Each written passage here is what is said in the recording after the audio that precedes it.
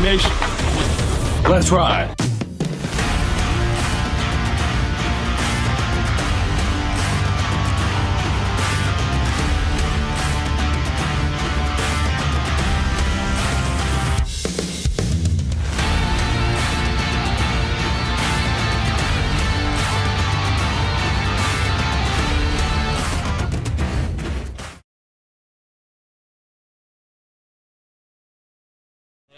All right. Good evening, ladies and gentlemen, and welcome to Frost-Kalnow Stadium, the site of today's matchup between the Tiffin Calvert Senecas and the Mohawk Warriors. I'm Nate Mullins on the call with Tommy Hall. You're tuned in here on the pregame show brought to you by XCARET Mexican Restaurant. We're going to take a moment and thank all of our sponsors before we get to the pregame show and all of the analysis and breakdown that we've got for you. Let's thank our sponsors: XCARET Mexican Restaurant, Your Legacy Federal Credit Union, Hope and FOSTORIA, National Machinery, First National Bank of Sycamore, UIS Insurance and Investments, BENCHWARMERS Restaurant and Delivery, FORTE Music, STEINMETZ Signs and Graphic Inc., the Ohio Army National Guard, REDLINE LAWNCARE LLC, Little HUGOS, DAH Wraps, Pioneer Seed by WEINANDY Seed Service, FEASEL'S Frame and Collision, CLOUSE Electric, and FABRIZIO Chiropractic, Dr. Joel ARDNER. All proud sponsors with us here on Heart of Ohio Sports. Folks, if you see that list and you want to add your name to it, just shoot us a message on Facebook, or you can send us an email at hoosbroadcasting@gmail.com. Tommy, we're ready to get this season underway, brother. It's only 5 minutes away. 5 minutes away, and it seems like it's been as long as a month full of Sundays getting ready for this high school football season to kick off this week. Two big-time matchups in the area here on Heart of Ohio Sports, live and paywall free. Thanks to those great sponsors like you just mentioned, Nate. I'm Tommy Hall, ladies and gentlemen, alongside Nate Mullins. And man, a rivalry as old as cats and dogs, as we always say, between these two squads, the Mohawk Warriors and the Tiffin Calvert Senecas, here from Frost-Kalnow Stadium. And it's going to be a blockbuster here tonight, folks. Both of these teams have a lot to prove, Tommy, as Mohawk comes into this one coming off a 2-8 campaign where they lost 3 games by a total of just 5 points or less. And this Tiffin Calvert team, 8-2 on the season last year, but 2 straight losses to end the season, and led to the resignation of Steve Reeser, who has moved on, and now taking his place on the sidelines here is former Lakota head coach Mike Lento. So some transpirings have happened over the offseason to get us to this point, but both these teams have a lot to prove. It's been a long year, and Coach Eric Daniels and this Mohawk squad, another year older, another year wiser, bringing in a wealth of experience. And this is not a strange matchup between Coach Eric Daniels and Mike Lento. These two coaches and their squads are familiar with each other. Coach Daniels isn't going to come in tonight unprepared, as it's just a different shade of blue for Coach Mike Lento. But the business and the task at hand remains the same. Get this season started with a W, because it could set the table for what may transpire down the road. That's definitely been prevalent over the past 4 seasons. And this has been one of those matchups, Tommy, where it's been pretty much back and forth. You know, both these teams trading blows, former members of the MAL out of the ashes of the Midland Athletic League. These two very familiar with each other, obviously. And this has been the Thursday night kickoff matchup for the last, 4 years now, Tommy? I think it's what we've been doing this for about 4 years. It is kind of the preview to the 2024 campaign, and a great way to get started, especially here in the friendly confines at Frost-Kalnow Stadium. Once again, your pregame show brought to you by XCARET Mexican Restaurant. Our halftime show brought to you by Hope and FOSTORIA. Stick around for the postgame show brought to you by Your Legacy Federal Credit Union. Instant replays tonight brought to you by National Machinery, and our player of the game presented by Heart of Ohio Sports. Timeouts tonight brought to you by First National Bank of Sycamore. Our keys to the game presented by UIS Insurance and Investments. The Red Zone brought to you by BENCHWARMERS Restaurant and Delivery. Our player spotlight brought to you by STEINMETZ Signs and Graphic Inc. And our halftime marching band performance presented by FORTE Music. A lot of proud sponsors to thank, Tommy, but those are the ones that really put their money where their mouth is, trying to support local sports. And folks, if you're watching this free, you need to thank any sponsor that you hear on this broadcast.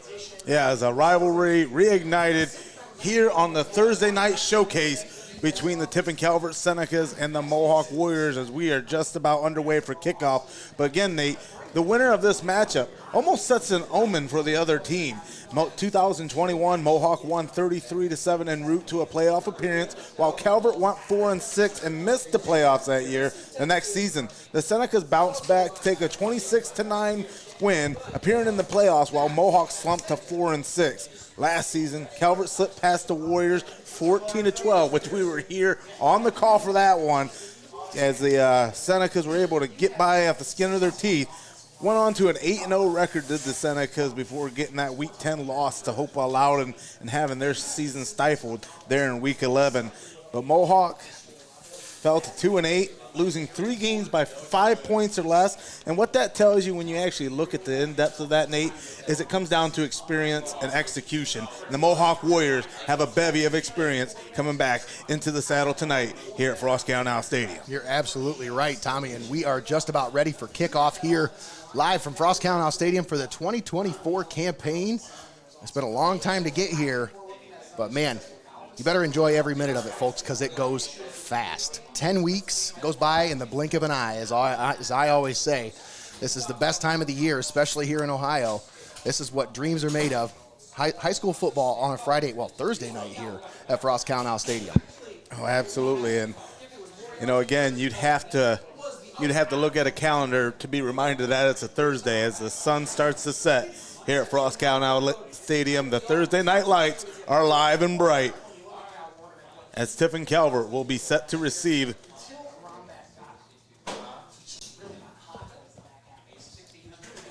So back deep to receive for Tiffin Calvert. I think you see Logan DeMoss. Numbers are a little harder to see with the black uniform, but the white outline and those blue numbers, boy, they are crispy. Short kick. It's going to hit at the 25, fielded at the 30, and brought up to about the 35-yard line. That's where Tiffin Calvert will take over for their first offensive possession of the game. And Tommy leading the way, a freshman at the quarterback position. You'll see young Tucker Coleman leading the way for this these Senecas on offense. And I'll tell you, the stories that you hear about this young man are true. He is every bit. He fits the bill. 6'1", 180 pounds as a freshman. He's going to have some bumps in the road, but I'll tell you what, they're going to take their lumps this year with this young man and see where he takes them. They're going to go 4 wide on the left side. Coleman by himself in the shotgun, one receiver on the right. Takes the snap. He's going to sling it out to the left. It's complete to Schumacher. And he's going to fall forward, and he's going to get pushed backwards to about the 37 is where mark the forward progress.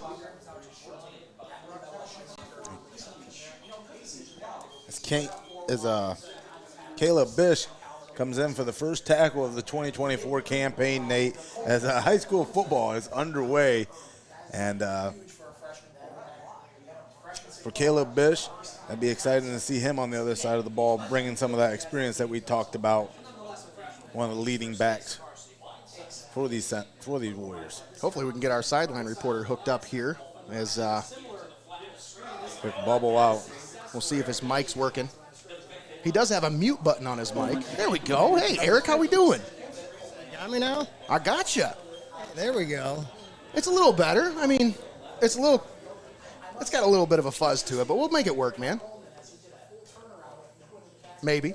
That's what most of these 15-year-olds say about their mustaches. All right. Got a little bit of fuzz going right there, but I'll make it work. Third down coming up here for the Senecas. Ball at the 34-yard line.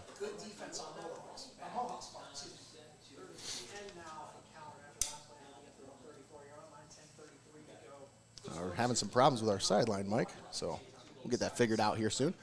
Coleman on the handoff. It's going to go up the middle for a short gain to about the 37-yard line. Cal Warnament on the carry, and it's going to be a 3-and-out for this Calvert offense to start the 2024 campaign. Well, with the 3-and-out there, especially with a young signal caller as a freshman, you're going to rely on a heavy hand like Cal Warnament, who brings back a little bit of that experience to put you in a better down and distance situation and take some pressure off the young signal caller. As the punt is underway here, Lucas Stoltz to punt it away for Tiffin Calvert, fielded at the 27. Caleb Bish Gonna bust it wide on a return. Bish to the 50, to the 45, and tripped up about the 40-yard line, but we got a flag back at the 33. Oh, no. And it looks to be coming back here as possibly a block in the back, maybe. We'll see what the call is.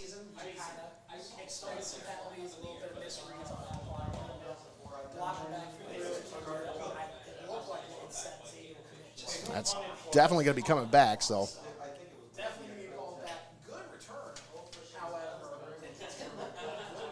Who was that on the punt? I had my sideline guy. Maybe we can get, Eric, maybe your earbud works a little better this year. Let's try that, huh? Can we get your earbud to work, maybe? It's better than nothing. How's that sound? It doesn't sound too bad. I mean, it could be better, but. Oh, they're going to march this You one. always wait till I put food in my mouth, man. That's why it sounds like you got mush mouth. Take over for 25-yard line. All right, so Mohawk will start out at the 25-yard line after the holding penalty. And that's huge. The Mohawk Warriors had some nice real estate to start this drive, but the block in the back. Now these Warriors, they got a lot of experience coming back this year, Tommy. And the handoff's going to go up the middle. Yeah, just challenging the gap, even with 5 down linemen. And I believe that was number 22. That is Caden Bish on the ball, on the carry. Picks up about 3 yards to the 28-yard line. And Connor Moyer on the stop. Folks, if you're watching this broadcast, make sure you share with your friends, however you like to share things with your friends.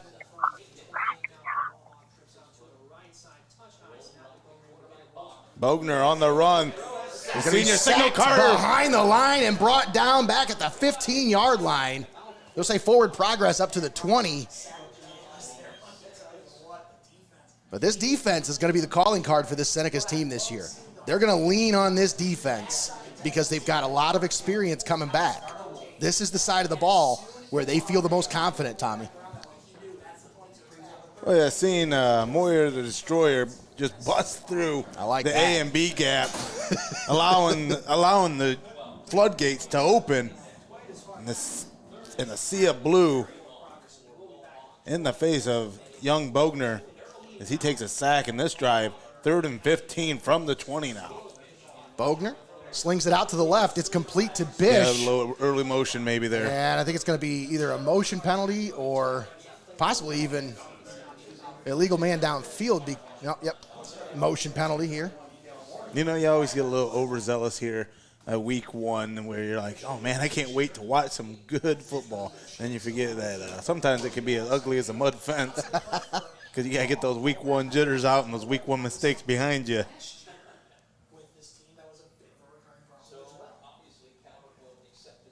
We'll try to get connected with our sideline reporter once again here.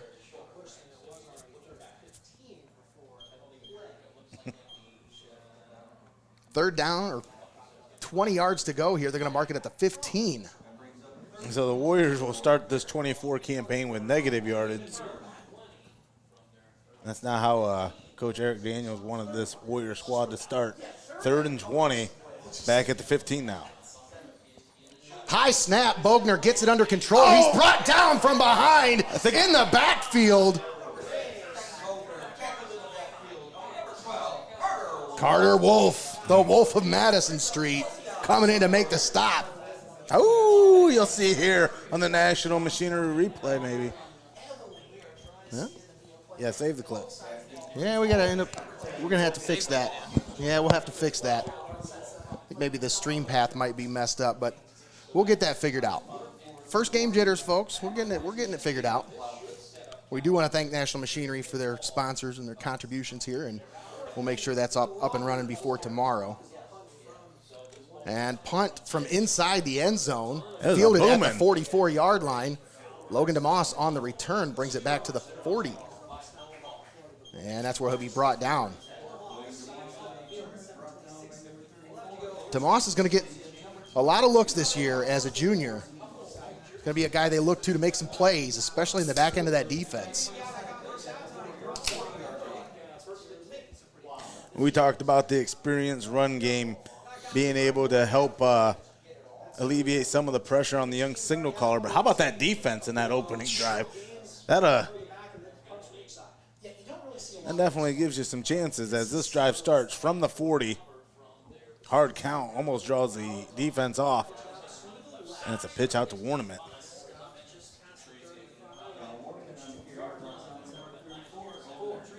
You get about 5 on the carry there, Nate.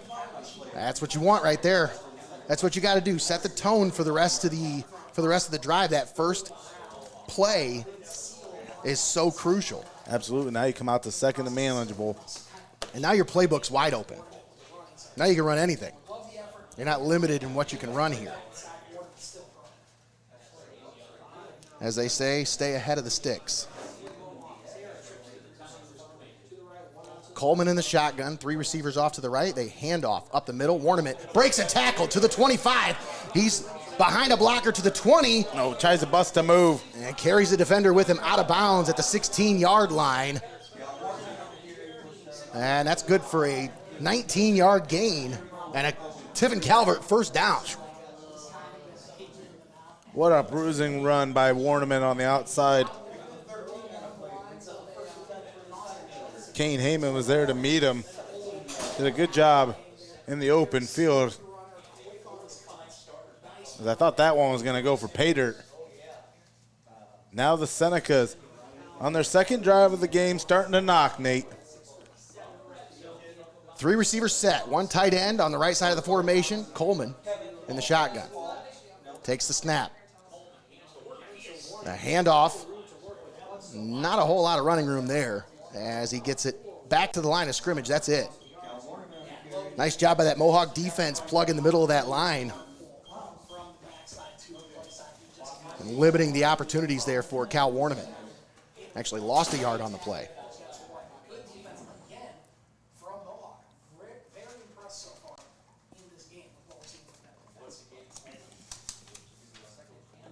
Ball at the 18-yard line, second down and 11.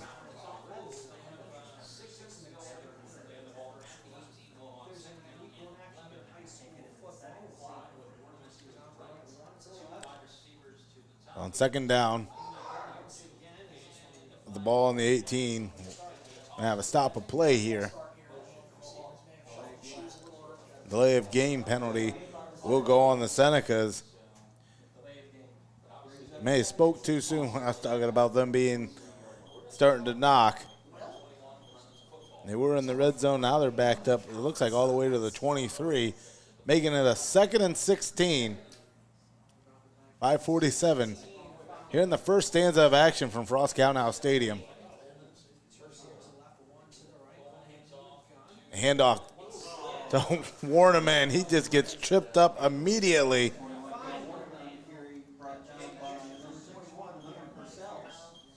Liam Purcell with the tackle there.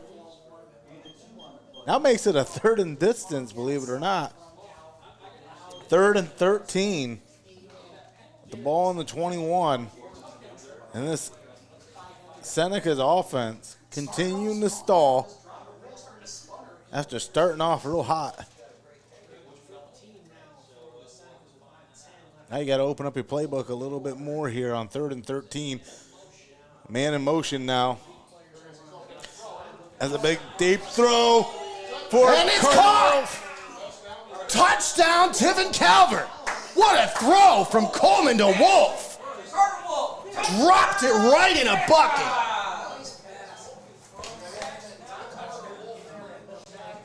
What a dime there. You see the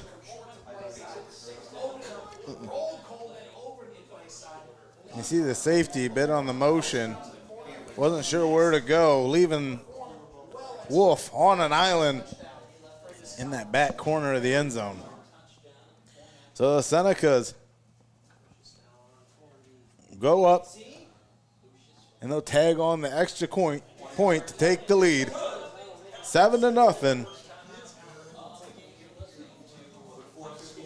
And in a drive that went anywhere but forwards after starting off hot. Senecas were marching into the red zone, but was facing a 3rd and 17 there, and able to get some points off of it, off of a huge connection to Carter Wolf in the end zone.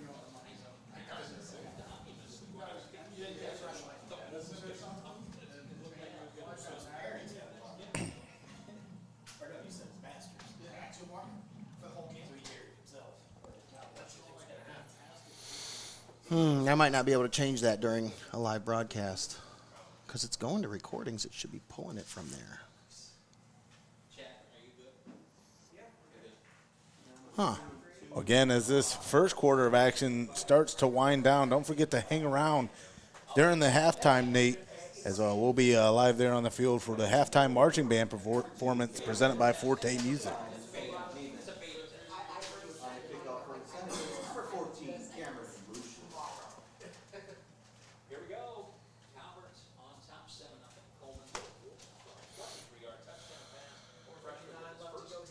So they're in there. It's just not pulling them. Like the instant replay screen is not pulling them for some reason. Well, the kick is underway. And it's going to be returned by Bish. Takes it up to about the 27-yard line. Not a bad return.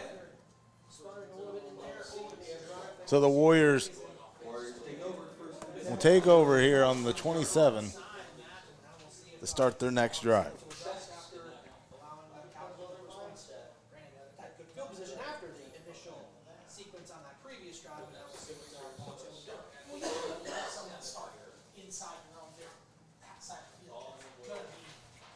All right, we'll try Negative it. 17 yards to begin with his offense, Jacob Ellis. We'll see if that works. And Kane Heyman on the carry picks up the first down for the Warriors up to the 40-yard line. I'm going to say Kane Heyman's going to make up for some of that now. As you see a sprinkle of the first down dust there for the Warriors.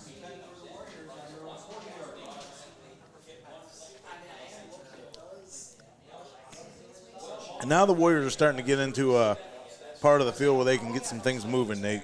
Yeah, that's absolutely right, Tommy. 1st and 10, ball at the 40. Bogner in the shotgun, 2 receivers on the near side. Rolls to the right.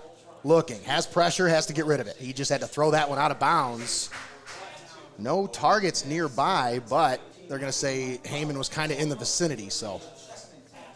Well, they always say the war is won in the trenches, and, man, I tell you, the way that the Senecas load the box here, yeah, they've been putting the pressure. They're daring them to throw the ball right now, Tommy. Absolutely. They know that the Warriors aren't going to shy away from the run game. It's been their bread and butter since they were freshmen. 2 tight ends set, 2 receivers on the left side of the field. Bogner in the shotgun takes the snap, rolls to the left, slings it out left side, complete to Heyman. Oh, Heyman has the first down past midfield up to the 48. I don't think that window is talked about enough that Bogner just threw into. And it was a nice window dressing to get that guy open there, Tommy, absolutely. you know? Little high-low route concept there. Found a little pocket in the zone. Nice little pitch and catch there. Ball at the 49. 2 receivers here near, actually 3 on the near side. 1 tight end set. 1 back in the backfield. Bogner slings it out right for Heyman. That's complete. He had to go down to get it. And because of that, he wasn't able to really make anything happen after the catch. Maybe good for about a 3-yard gain up to the 46. That's one of those plays, especially when you do that quick out like that, that it's one of those plays that develop on the fly. You can't wait and allow it to develop, Nate. That's right. You're absolutely right, Tommy. Yeah, bump and go, especially against that defensive line. You want to allow their over-eagerness to penetrate into the backfield. And as you've seen right there, that little pop over the middle there just wasn't quick enough. 2nd down and 7. Bogner in the shotgun, handoff. Nope, fakes the handoff. He's going to keep it. Takes a hit. He's brought down right at the 43-yard line. Good stop there by Schumacher.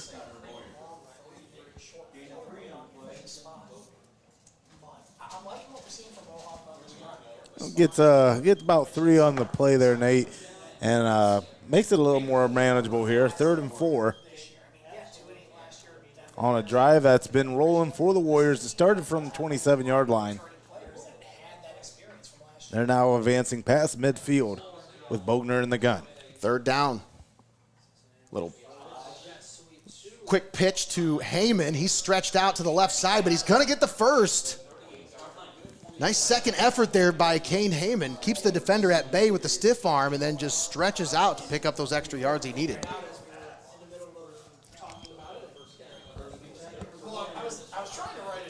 And that's a heads-up play there.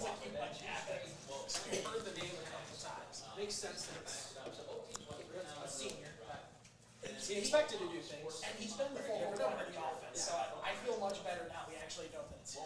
So anyway, Kane Hayden on a good drive so far. That's what you want to see when you see yours. 2 receivers on the near side, 1 on the far side. Bogner takes the snap. Quarterback keeper off the left side. Breaks a tackle. And he's going to be cut down right at the 30-yard line. But a nice pickup there by Bogner on 1st down. Going to make a 2nd down and about 2 coming up here. Tommy was a leading rusher for these Warriors last year, just over 700 yards on the ground, 6 touchdowns. And not a bad campaign for a quarterback. Not at all. I mean, 2,500 yards all-purpose for last year. Well, it keeps a lot of defenses humble.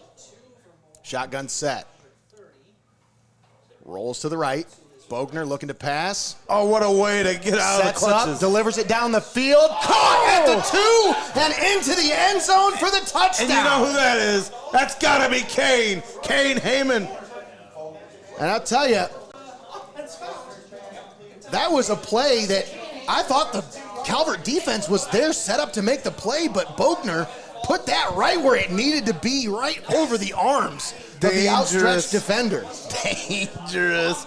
But, I mean, that Bogner, he's one of those guys that dines on danger and snacks on death.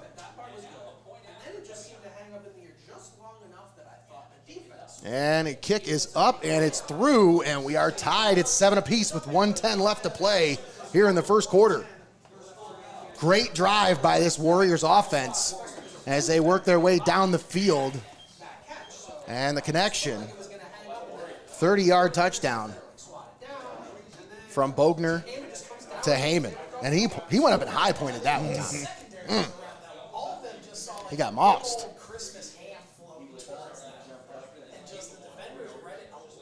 A 73-yard drive for the touchdown to answer back against these Senecas.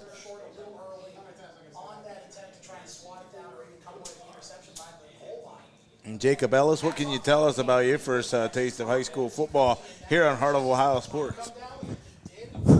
I mean, it's a pretty good game so far, 7-7. That was one heck of a play, you know. Get ESPN down here for that one, I think, maybe.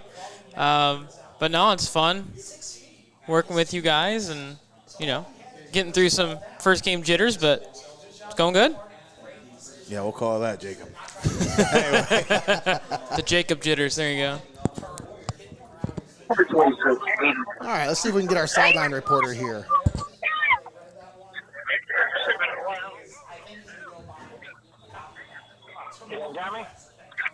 I got you. It's not exactly better or anything, but.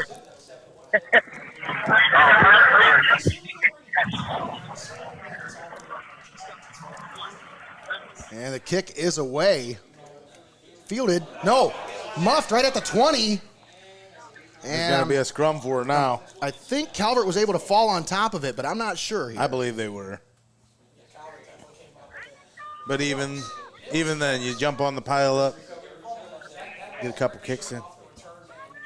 Eric, did you happen to catch who that was that on the return there? What number? No, I did not get the number. I didn't see it was Calvert.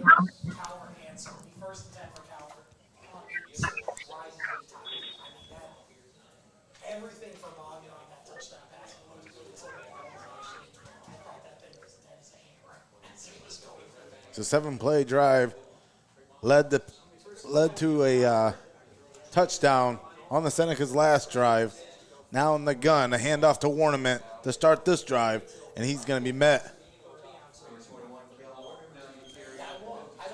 by a couple of Warriors there. I believe Garrett Reinhardt, a 6'4" senior. Well, they're feeding them boys in Sycamore. There's a few of those kids. We went over and did media day with this school, Tommy, and I'm telling you, they got some big kids down there. I mean, I talked with Eric Daniel a little bit about this, you know, the trenches. You mentioned that's where games are won and lost, is in the trenches. And I feel like Eric Daniel said it best when he said, you know, that's something we had to focus on this offseason. And they really did a good job in the offseason of trying to stay focused on winning those battles in the trenches. And you got to do that with size. And I think this year they're bringing some bigger kids down low and trying to get more pressure, but also just to plug up some of those gaps. Oh, and in CLOUSE and Bogner.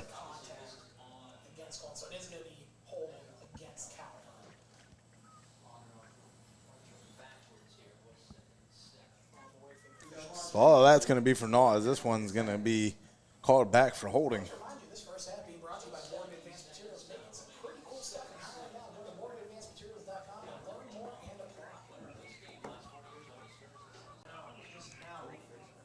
There's the official call.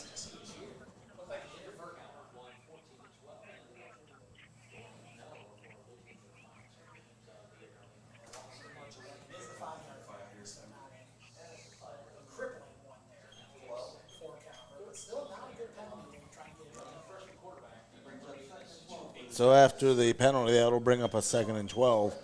The ball will be placed on the 26-yard line. And now that's going to tick out for the end of the first quarter here, I believe. They're going to get the play off. And a long pass down the field to the Moss Lions. with the catch. 20, 15, 10, and he stumbles down inside the 10. The turf monster gets him.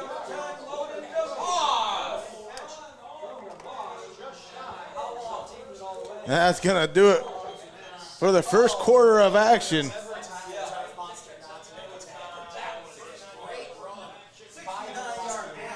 A 69-yard pass completion to end the quarter by the young freshman hand. Nice. All right, let's step aside, take a quick timeout.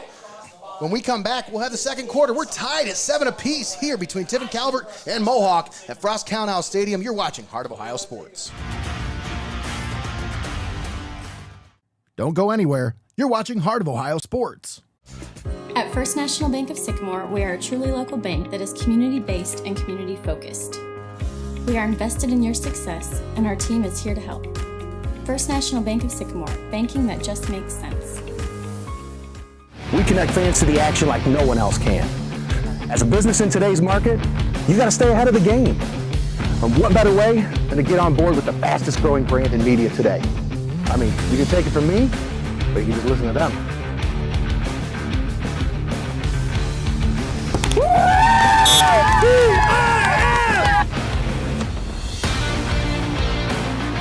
When recruiters want to see our game film, we tell them they can watch on Heart of Ohio Sports. For over 150 years, National Machinery in Tiffin has been setting the standard in metal forming technology. Our innovative cold forming machinery is trusted by industries worldwide, from automotive to aerospace. We pride ourselves on delivering top quality products and world-class customer support, ensuring your business runs smoothly. At National Machinery, we're more than just a company. We're your partner in precision, innovation, and success. Visit us online and see how we're shaping the future, one part at a time. It's time for high school football on Heart of Ohio Sports.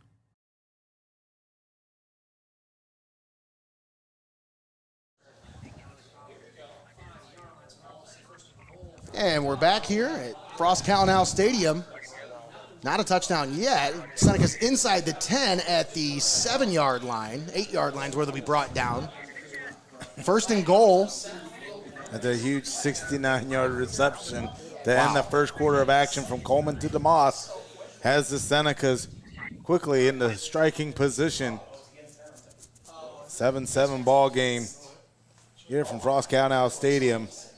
And we can't thank you enough for joining us. And you want to be watching this game live and paywall free without these great sponsors.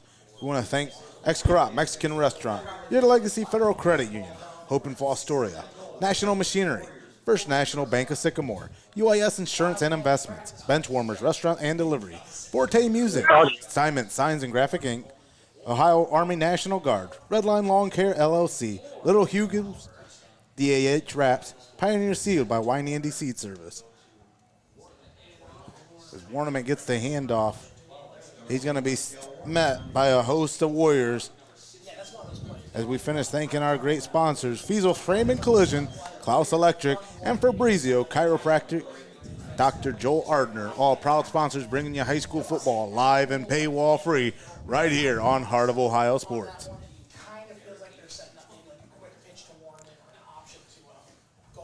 What a beautiful night for football here as the sun begins to set on this Thursday night. One of a handful of games going on across the state of Ohio here tonight. We just happen to be so lucky to have one here in our area. Third down and goal, or second down and goal.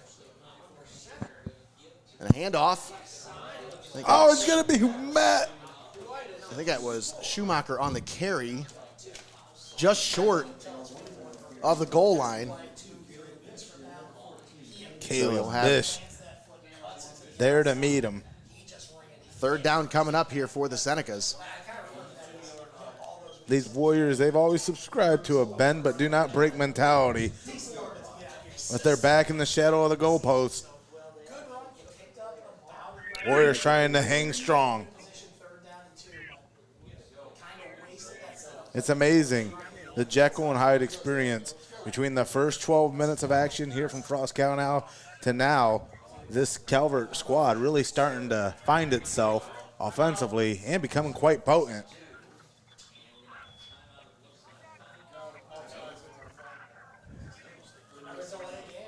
Another delay of game, though. Well, I notice, Coleman's got to come all the way to the sideline to talk with the coaching staff here and then go all the way back out. When you're down there inside the 10-yard line, that's a distance. Coaches they got to stay inside that box. So being able to get there and get back in time, you can't really have a whole lot of a conference there, Tommy. You know what I mean? You can't really talk to them a whole lot. Basically, you just got to give them the play and tell them to go.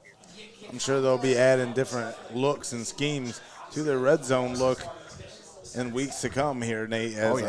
Man, this Coleman factor is giving you a little bit of a different look here as a freshman. Fakes the handoff, keeps it off the left side, and he's going to be brought down in the backfield. Nice play by the defense there as they come up to make the stop. Bogner tells Coleman, welcome to varsity. Caden Bish coming up to make the stop, sophomore linebacker. Stops the Senecas in their tracks. It's going to be a fourth down at the 10-yard line, and they'll bring out the kicking unit. So you'll have Cameron Lucius on to attempt will be about a 20-yard field goal. About 26 yards? Yeah, 26-yard field goal. Maybe 27. Yeah, he's at the 7. D7 and field goals?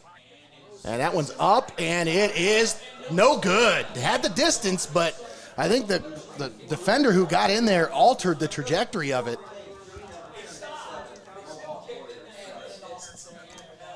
Almost had a block there. The kicker stopped mid-form, still had enough leg to get it the distance, but just was not accurate to get it through the goalpost there. So we stayed tied at 7 apiece. 9:05 left to play.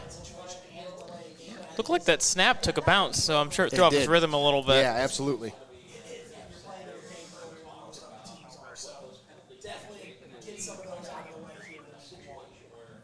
Weaving through the hiccups again, a kick that found its distance, and you might have yourself something there. Just got to clean up the delivery. So the Warriors will take over on downs from the 20-yard line.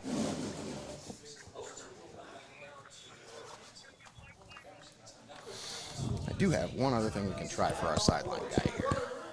We'll try that in just a minute.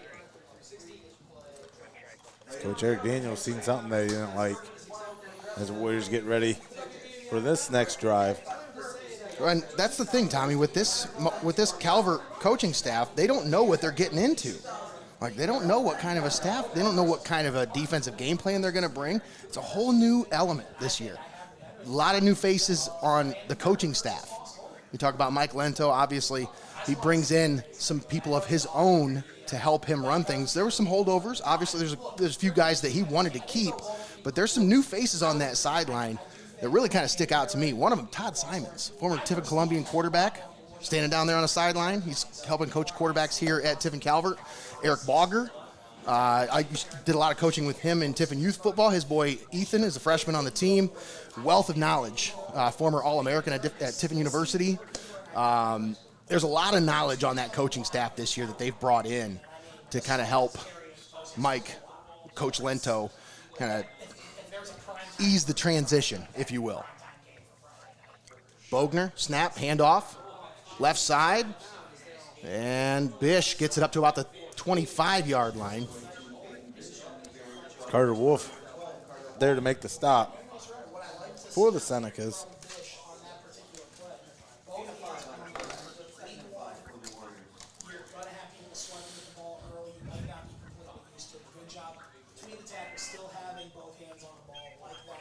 When we talk about the triple threat between Bogner, Heyman, and Bish, is what these guys have been relied upon since their freshman campaigns as a connection from Bogner. Down the sideline to the 20, 15, to the 10, and the 5, and into the end zone. Touchdown, Kane Heyman. Heyman leaves them in the dust. 75-yard touchdown pass from Bogner to Heyman. Yeah, we were just talking about the chemistry that these three have developed to help lead this Warrior offense, and you see it right there. More chemistry than a periodic table. Results in 6 for the Warriors. Here with 8:17 to go in the first half. Check, 1, 2. Hey, that sounds pretty good. Eric, if you want to come up here, I got a better mic for you. I hate to make you climb the steps here, but I got a mic, and it's a new one, and we're going to test it to see the range on this, because supposedly this thing has a 600-foot range. So we'll see. We will see if that works. I'd love to get my sideline reporter in on this, because he has a better view of these numbers, so he can tell who's who. The kick is up. The kick is good, and the Mohawk Warriors take the lead. 14 straight points from this Warriors offense. And I'll tell you, Tommy, that last drive for Tiffin Calvert showed some promise, the 69-yard pass, but it stalled out inside the Benchwarmers red zone. I think you're starting to see exactly the result of that leadership that we talked about on the Mohawk side of things, that experience. Nice clean drive there as the Senecas drive stalled out there in the red zone, or on the goal line rather, almost, all because of the inexperience that they have. All right, let's see if that is any better. Tried to settle for the field goal and instead ended up missing it. The Warriors started that drive from the 20 and in quick fashion, huge touchdown. From Bogner to Heyman. Oh, wow, listen to that. That sounds good. That's the mic for Eric on the sideline. That's pretty good. Should text him to let him know that his mic just be hot. We should just. Oh, I can keep that under control. I'll send it down to him when I want to talk to him. So, Eric, let's check in with you now. So let's talk about the weather report here. It's not sponsored, but hey, if you're out there and you're watching this, you want to sponsor the weather report, give us a call or shoot us a text. And the kickoff return brought to the 35, to the 40, to the 45, and he's brought down just past the 45. Logan DeMoss on the return. But, Eric, I can hear you loud and clear, brother. Heck yeah, man. This might be the first time in a couple years. I think this is the best sound quality we've had by far. Now, the only problem is it's picking up a lot of background noise, but, man, the sound quality is really good, so we'll deal with it. Once again, let's talk about the weather right now. What's it like down there? It is beautiful down here. We got 73 degrees, but this breeze is awesome. Nothing to affect the game. And the sun's gonna go away about 8:20, and that'll help me a lot down here because it's hard to see down here. Yeah. It is a little bit hard to see down there for sure. especially where you're at. Fake the hand up. No, they do hand it off. And Warneman's going to take the ball and carry it past midfield up to the 49-yard line. You bit on the fake from up here. I did. It's first game jitters. We got to get him out of the way. You know, everybody's got him.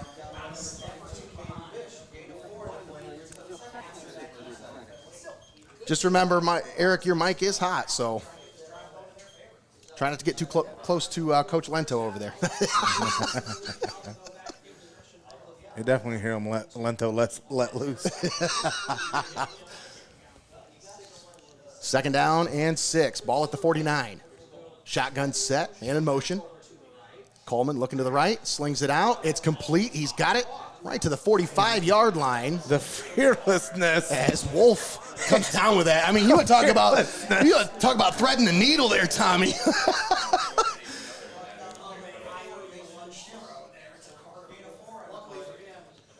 3rd down and 2 coming up. He had about, oh man. But Wolf kind of presented himself there, man. Yeah, I mean, you had about 5 down, 6 spread, and young Coleman just drops it over the coverage there. 3 receivers on the left, 1 on the right. Coleman, handoff, Warneman. Got the 1st down and then some. Carries defenders inside the 40 down to the 36-yard line. Cal Warneman on the carry. 1st down, Tiffin Calvert. Now Warneman's starting to feel good, and that's important for the rhythm of this Calvert offense.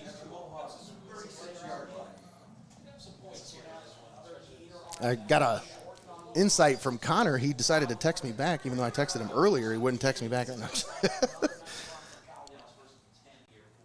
Evidently, Cal Warneman, when he came out earlier, had a bloody elbow. So they had to do some stitching, bandaging down there. Motion man. They're going to hand it off to Warneman. He's got some room up the middle, and there's a flag, actually. I think there's going to be a motion. Never set. Yeah, there's going to be a motion penalty here as Warneman's wasting a lot of energy, but yeah. I'm going to say the motion man, I think. Well, if he would have just stayed facing the sideline, it would have been fine, but he came and pointed towards the end zone. You got to get set once you start facing that way. You got to be set before the ball can be snapped.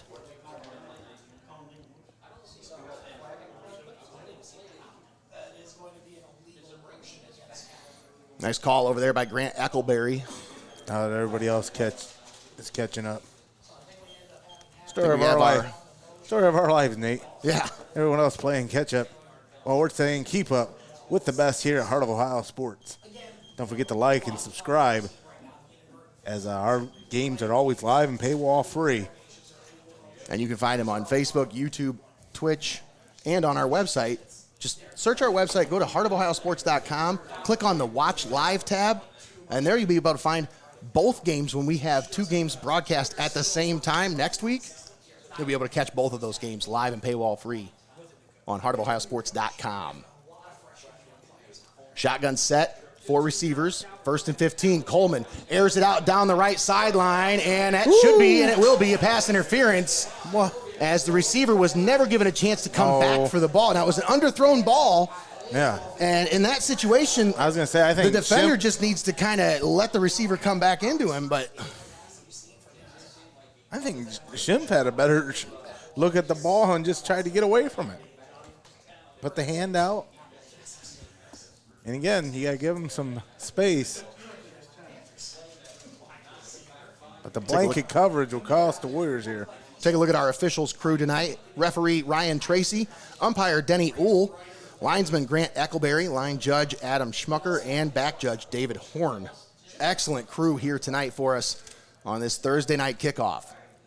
And that's great that you give these guys their just deserves, as, man, it's not an easy task. Yeah. Well, I asked Denny to wear a GoPro, so I'm going to have to go down there at halftime and put one on him. Because I asked him, and I brought it. Actually, my wife brought it to the game for us because I forgot it.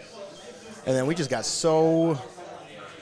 I'm training a guy up here to try to run things, and, yeah, things got away from me in the beginning. So we'll just say first game jitters are out of the way, and now we're riding comfortably in the shotgun seat. Handoff, left side. That'll be no gain from Warneman. Warriors show the 4-4 there, and they just are looking to clog up lanes now.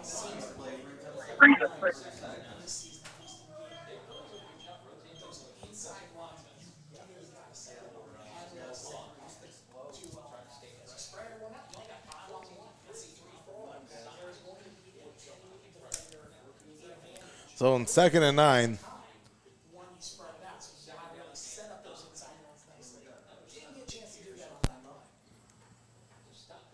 It's hard to believe. There's only 5:27 remaining here in this first half of action, as the Warriors still maintain a 14-7 lead over the Senecas.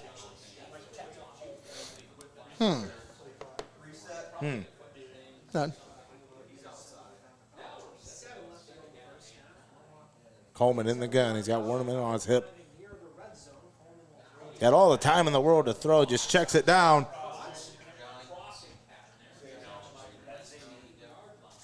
As he's going to find Xavier Kimmett there on the reception. Kimmett said, "Gimme." This might be a situation all over again. But great for both quarterbacks. These guys are both receivers. Ball at the 19-yard line. What makes that down and distance situation a little more manageable, facing a 3rd and 3 with the ball on the 19. Pistol set, handoff, Warneman follows his blockers, buries his head forward, picks up the first down to the, right about the 16-yard line is where they'll mark the ball down. But that should be good enough to move the chains here. It will be another Tiffin Calvert first down.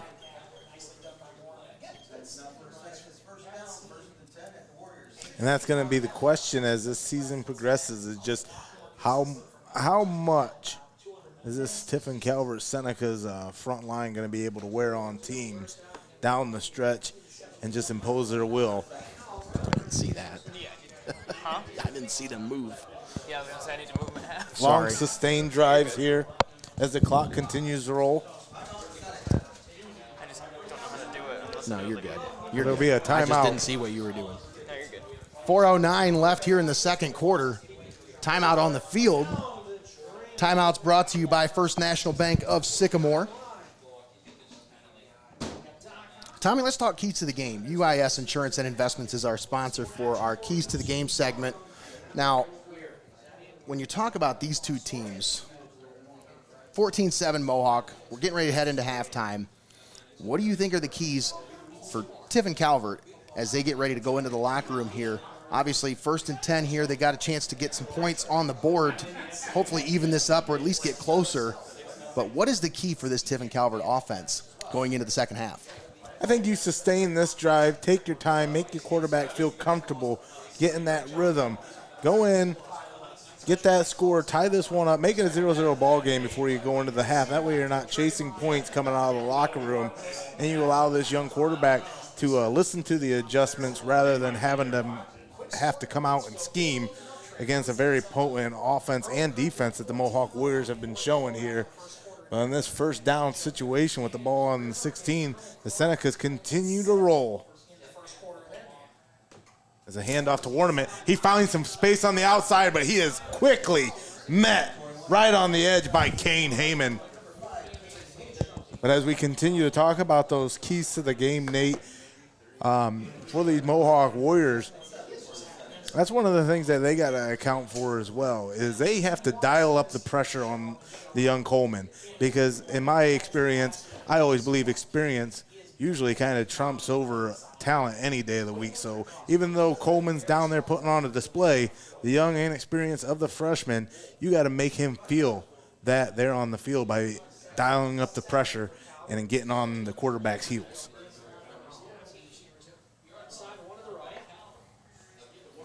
Warneman brought down in the backfield once again. Big stop back there. Andon Klaus coming back to make the stop.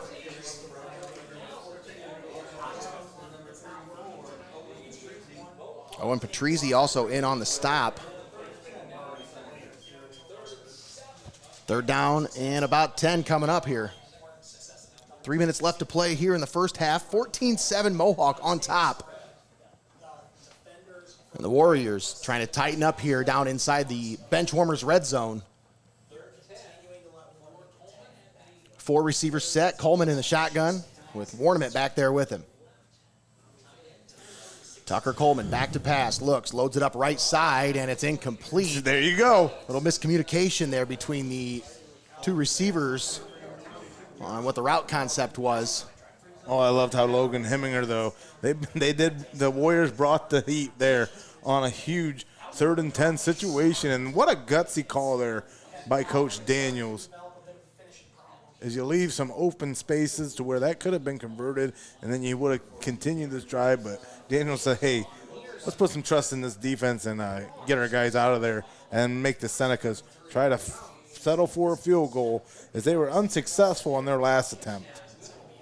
And that one's up, and it's far left. The upright. Actually, no, I think I hit a camera down there. Off the camera.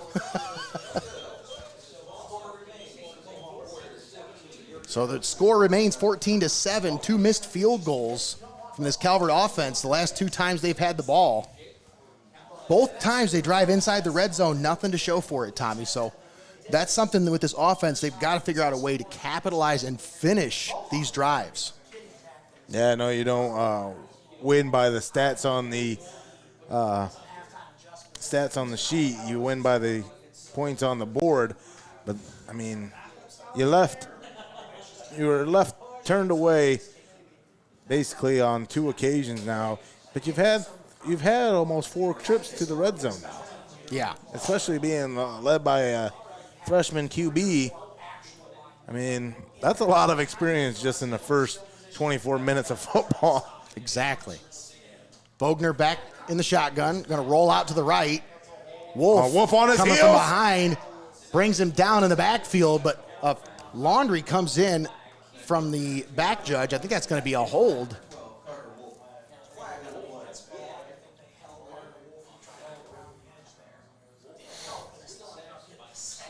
Yeah, they held Wolf on the edge there, Tommy, but it didn't matter. He still got his sack lunch. That's even worse.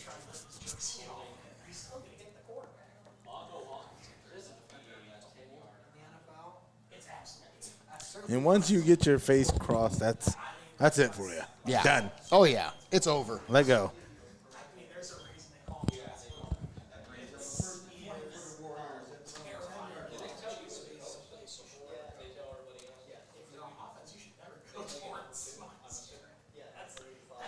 Well, the Senecas turned the ball over, but these Warriors have an unenviable task coming out of their own 10-yard line, facing a 1st and 20. Bogner fakes the handoff, follows his blockers, and he's going to be brought down at about the 15. Good for 5. So he picks up 5 of those yards back, but they still got a long way to go. 2nd and 15 coming up. We're inside of 2 minutes to play here in the first half. I run a little quick to the line, at least try to convert and then go into your timeout bag. But apparently not. They're just taking their sweet time. I don't think Daniels feels undeterred facing a 7-point deficit. He's just going to run his offense as Bogner tucks and runs. Gets up behind those big offensive linemen and pushes forward for about 6 up to the 21. But it is still going to be 3rd and long. 3rd and about 9 coming up here.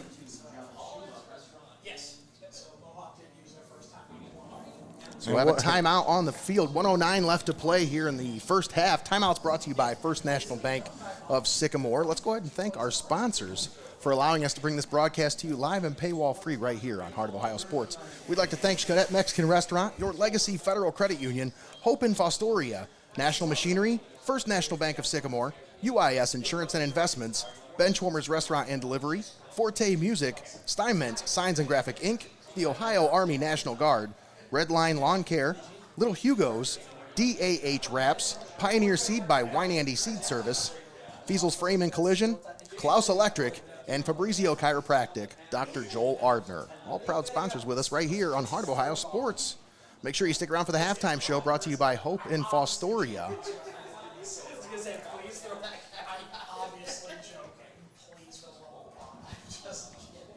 So continuing with the keys to the game brought to you by UIS for this Mohawk squad.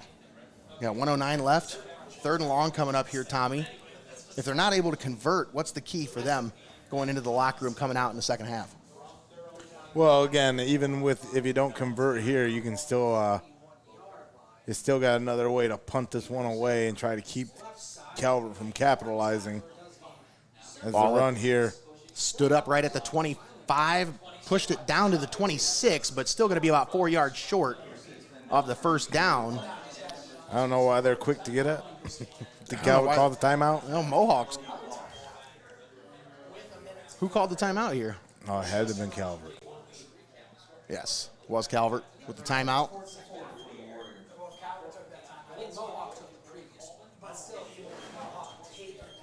So unable to convert, a minute left. And that might as well be an eternity if you're Mike Lento and these Calvert Senecas who have a chance to start this drive from midfield.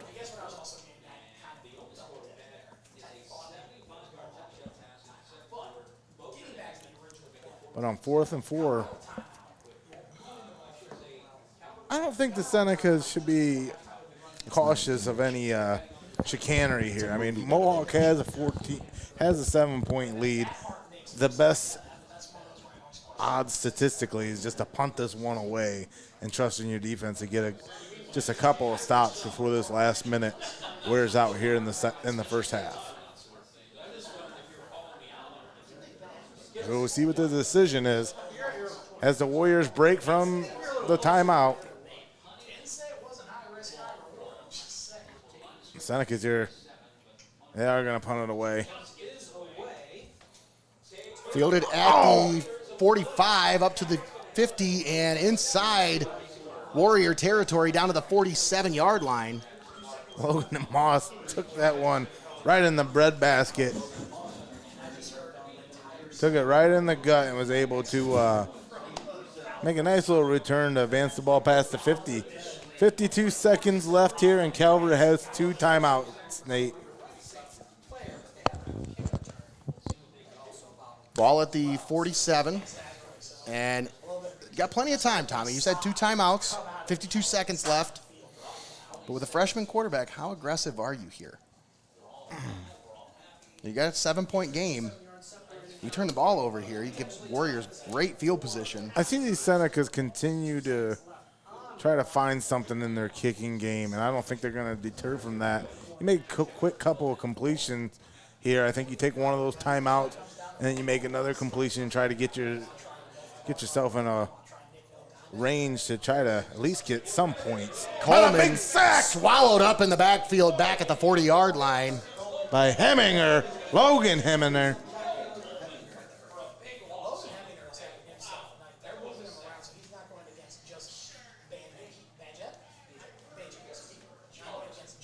And Heminger proving to be a menace in the middle of that line and on the edge. Well, he'll play spoiler to any last-minute plans that Calvert might have had in the first half, as now that's going to move the Senecas back.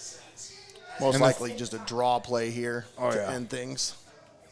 What a statement the Warriors make by going into the halftime now. Pitch to the right for Warnament to the 50. And he breaks a couple of tackles, spins out of one, almost and down too inside to the original line of scrimmage. And that's going to be the end of the first half. Mohawk leading Tiffin Calvert 14-7 here at Frost-Kalnow Stadium. Don't go anywhere, folks. We got the halftime show coming up next, brought to you by Hope and Fostoria. We got some messages to get out to the public first. I want to thank our sponsors. Thank you for tuning in. We'll be right back after this. You're watching Heart of Ohio Sports. Don't go anywhere. You're watching Heart of Ohio Sports.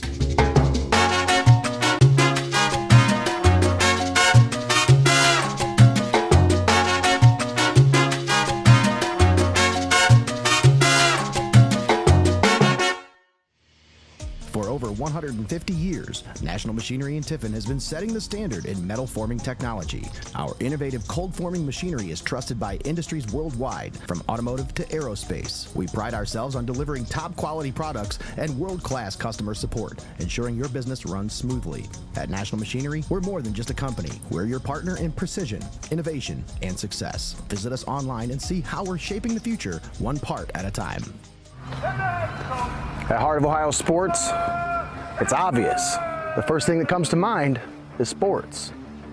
But we do a lot more than just cover live sporting events.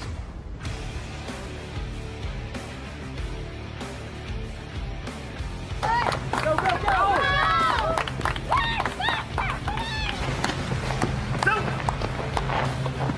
When we want to watch our highlights from last night's game, there's only one place we go: Heart of Ohio Sports. Welcome to your Legacy Federal Credit Union, your trusted community credit union for over 70 years. We're not just a credit union, we're your personal financial counselor.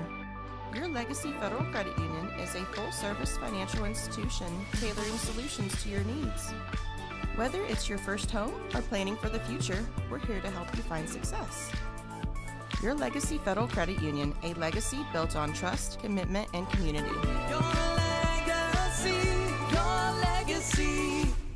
We are your neighbors, your sons and daughters. We are learning life and job skills and getting an education. We're proud to serve Ohio. We are your Ohio Army National Guard. Learn more about part-time service at nationalguard.com/OH. It's time for high school football on Heart of Ohio Sports.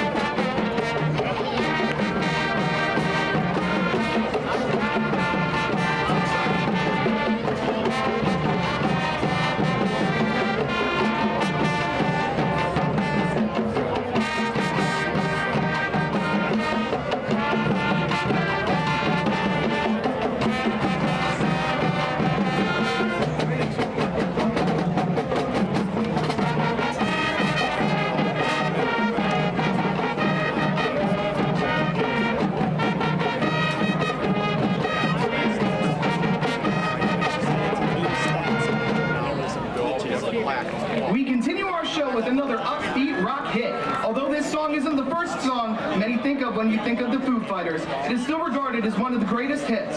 Released in 1997 on the Color and the Shape album, the Marching Warriors continue with Monkey Wrench.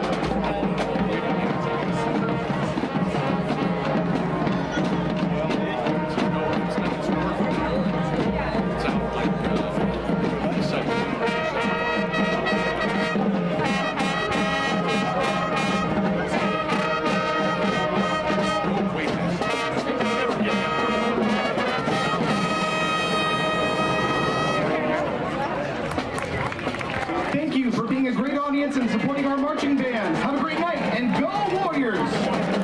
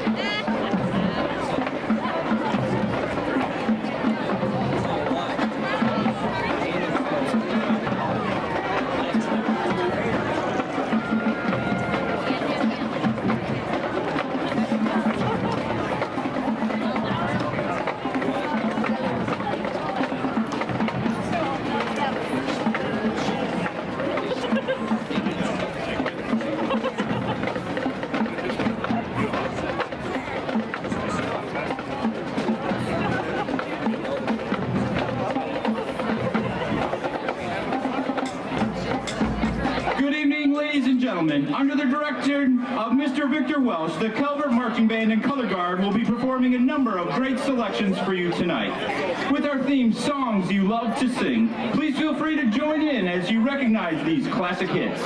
Now sit back and buckle up for John Denver's Country Roads.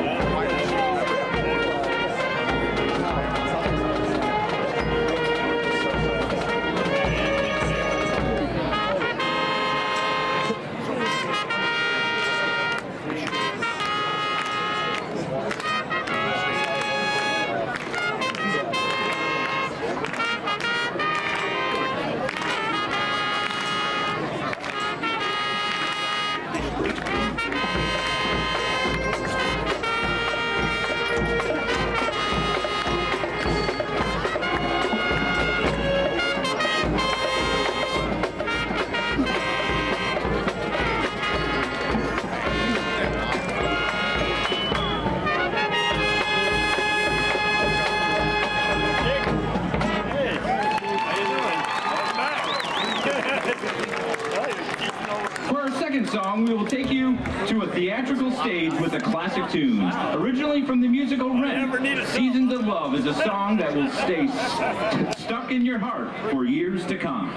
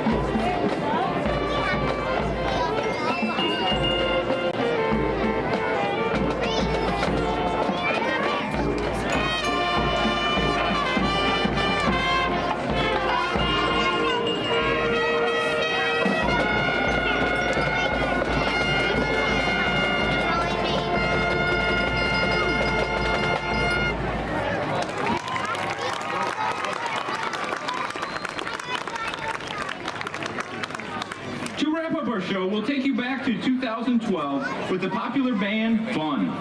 Among a number of their hits is the one that stands out from all the rest. Some Nights is the second and final album title released by this American pop rock group. We hope you enjoy our closing number.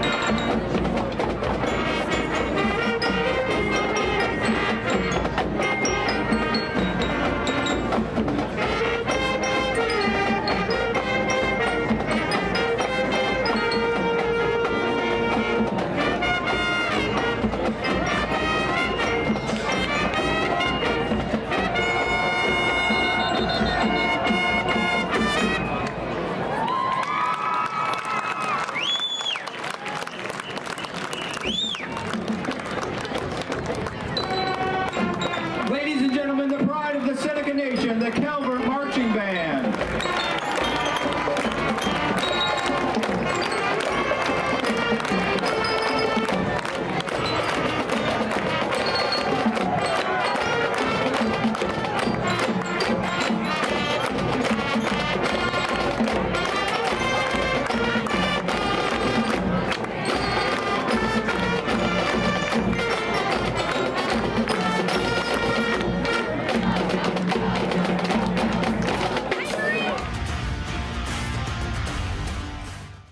Don't go anywhere. You're watching Heart of Ohio Sports. Stop down to Benchwarmers in Tiffin or call it in for delivery. Fresh cut fries, locally sourced ingredients, and phenomenal service. Give the Tiffin store a call at 567-268-9268 and place your delivery order now. Benchwarmers Restaurant and Delivery. Heart of Ohio Sports gives fans the access they want when they want it. And the athletes get the coverage they deserve. Our broadcasts are free and they always will be. We don't hide behind a paywall.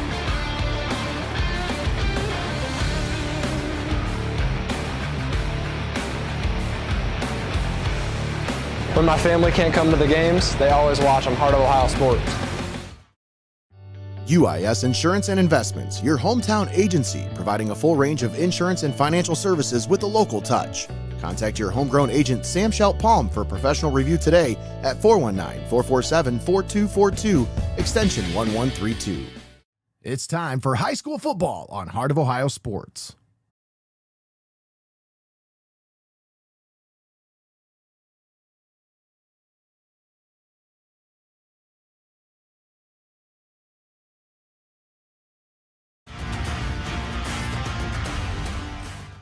Don't go anywhere. You're watching Heart of Ohio Sports. At Heart of Ohio Sports, it's obvious. The first thing that comes to mind is sports. But we do a lot more than just cover live sporting events.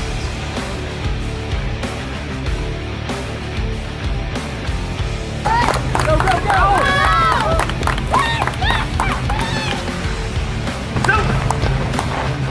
When we want to watch our highlights from last night's game, there's only one place we go. Heart of Ohio Sports.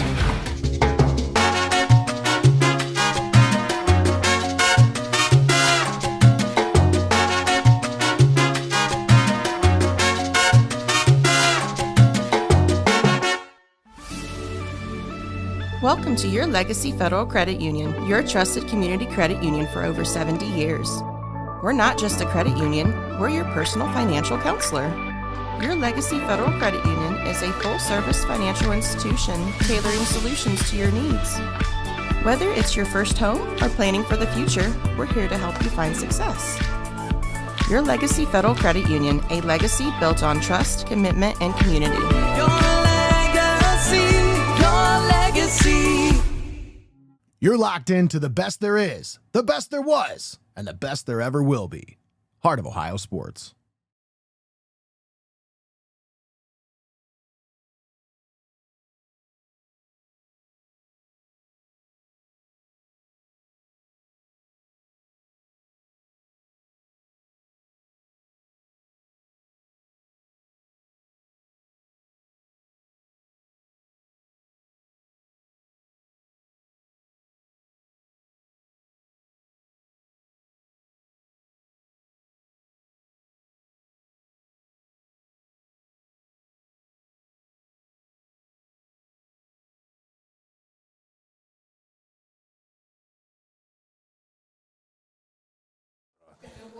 All right, and we're back here at Frost-Kalnow Stadium. Nate Mullins and Tommy Hall up here in the press box for the halftime show, brought to you by Hope in Fostoria. Tommy, let's break down that first half. We got a little bit of time here before they start the kickoff, but I'm looking and I'm seeing some of the stats from that first half.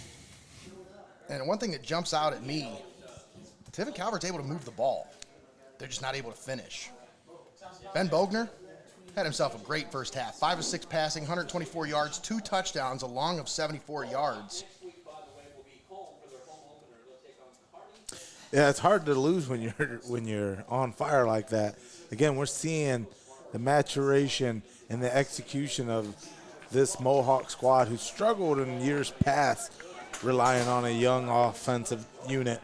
Now this year, Bogner and his senior campaign, an experienced Mohawk Warriors visiting Frost-Kalnow Stadium, looking to upend the Tiffin Calvert Senecas, who are led by a hot hand, but a young hand. Young Tucker Coleman. Coleman's first half stats, 6 of 7 for 95 yards and a touchdown. He was sacked twice for a loss of 15 yards. No turnovers, though. That's the big stat. And that's a freshman. As a kick. Ball hits down at the 25, and they're going to have to jump on top of it there, as that was a smart kickoff there. Kind of kicked that one into no man's land where there was nobody there. Let's thank our sponsors as we come back here at the start of the second half.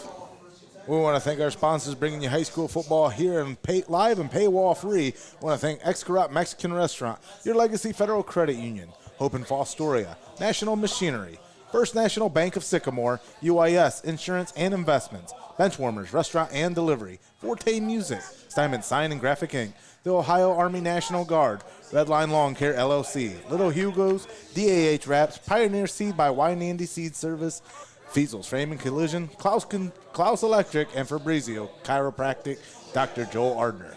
Bogner fakes the handoff, going to keep it himself, and he's going to pick up about 5 down to the 30-yard line. And that's been kind of their MO here so far, Tommy, is keep the ball in the hands of Ben Bogner and see what he can do with it. Senior quarterback leading the way for this Mohawk Warriors offense, and pretty much anytime he runs the ball, it's about 5 yards in a cloud of dust so far. Yeah, Bogner's definitely an X factor. He's not one-dimensional. He keeps a lot of defenses humble because you got to account for what the young signal caller is going to do. He can fake it. He can tuck and run. He'll roll out into the pass with some of those RPO options. I mean, Bogner is definitely a utility player that can do it all. Had 7 carries for 27 yards in the first half. Fumble on the play. Heyman's got a fall on it. It's still alive. Still on the ground. Senecas pick it up inside the 10. And Heyman is down. He is hurt, clutching his knee at the 19-yard line. Because, man, when he went down to grab that ball, I tell you, somebody just flopped right on top of him to try to prevent him from getting that loose ball. And that is not what you want to see there if you're a Mohawk fan. As that one was looking like it was going to bounce out of bounds and save the Warriors, they continue to take a death rattle right around. We have our sideline reporter mic'd up now. He is good to go. Eric, Let's get a little perspective down there from the sidelines, man. What's going on down there? Maybe.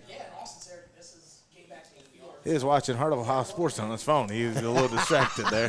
He's like, wait, you're trying to talk to me? Why? Oh, I don't have him on the phone. That's why. But nonetheless, a situation developing on the field we'll keep an eye on here.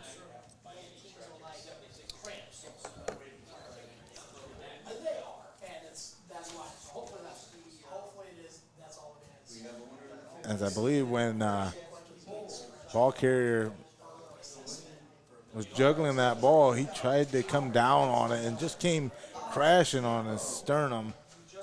And as you said, on his knee. So it could be, looking more, yeah, he's got a little bit of a limp there. Do we got Eric down there? Can you hear me? I can hear you, buddy. Can you hear me? Oh, yes, I got you loud and clear. All right. So still keep with the same point towards us whenever you talk. It does get a little breaky when you point towards the field. But, man, what happened on that play there?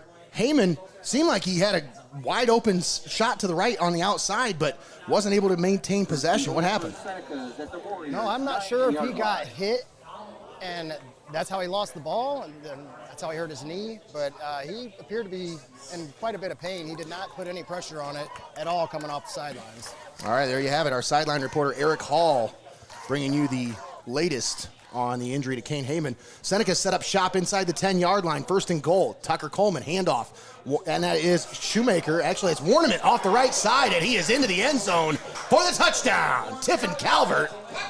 Just like that, in less than a minute's time, the Calvert Senecas have completely changed the complexion of this one. We do have Laundry on the field at about the 1-yard line. We'll see what the call is here, as this might be called back. We'll see. Yeah, they're coming to. Yeah, I was going to say they're coming to Calvert sideline to talk, so I don't think this is going to be against them. We'll see. It was right at the goal line. The flag is at the 1-yard line, so whatever happened had to have happened in the scrum or in that pile. I think they're still going to count the score here. Mohawk coaching staff's pretty upset over there. Touchdown does count. Personal foul. Stays on the board. And it's a personal foul against Tiffin Calvert after the play. So we'll get that cleaned up. Coach Lento's not going to let that fly.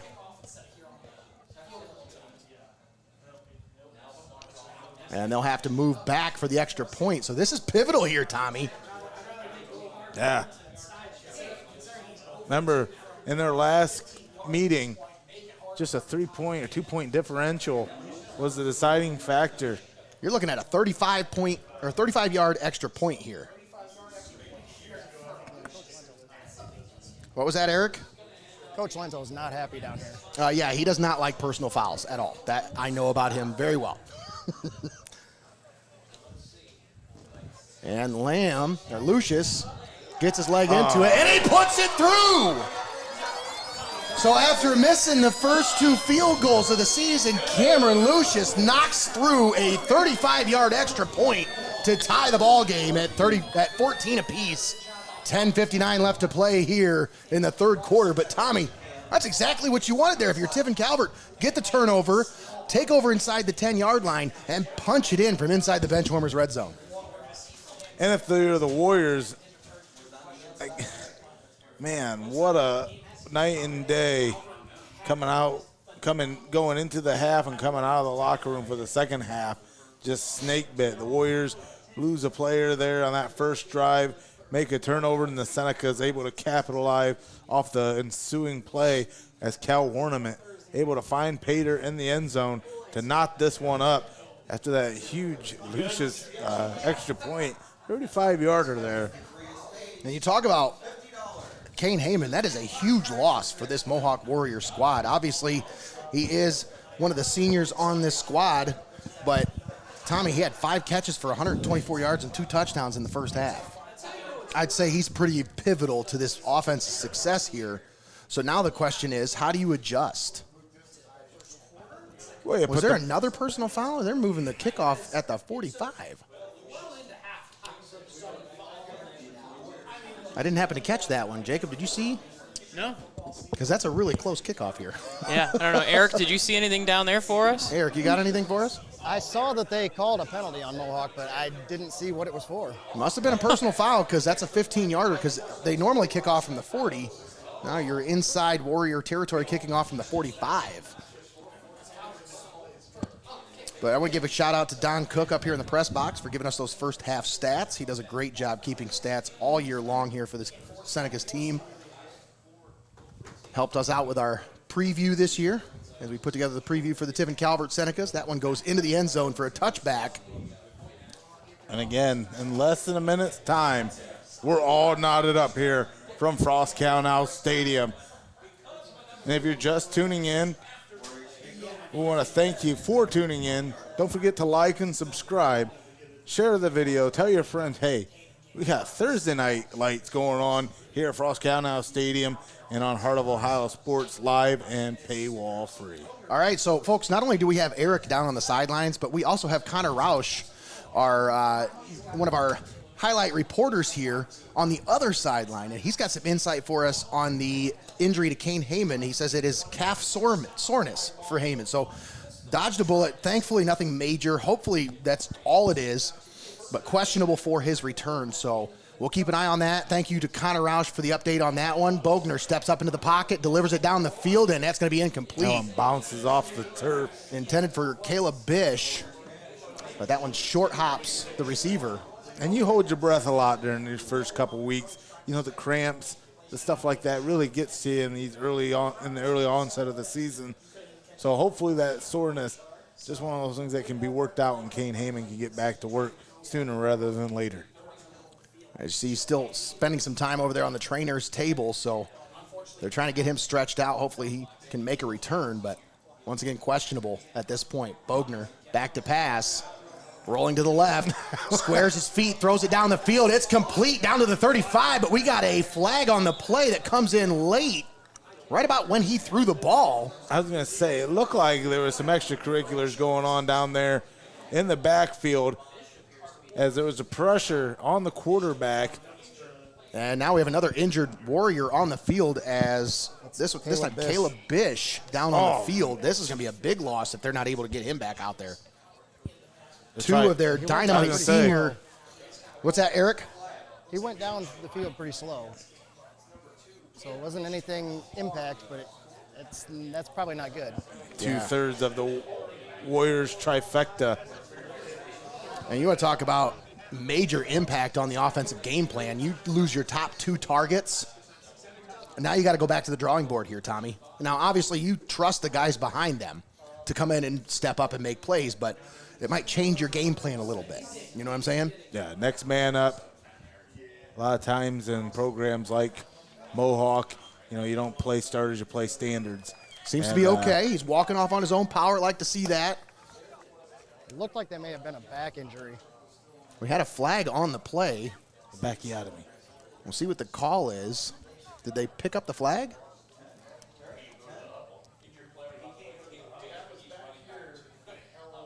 Because the flag came in right around the 30. And it's going to go against Mohawk. That's going to move the ball all the way back to the 10-yard line. Yeah, that's a big penalty. 2nd and 20. Huge penalty against the Warriors here. So 2nd and long.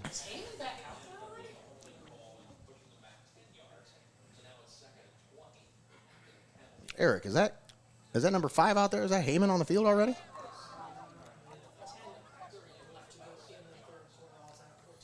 Bogner back to pass.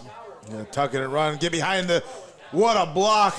But it's going to go off or not. Big time stop there. As coming up to make the play is John Schumacher.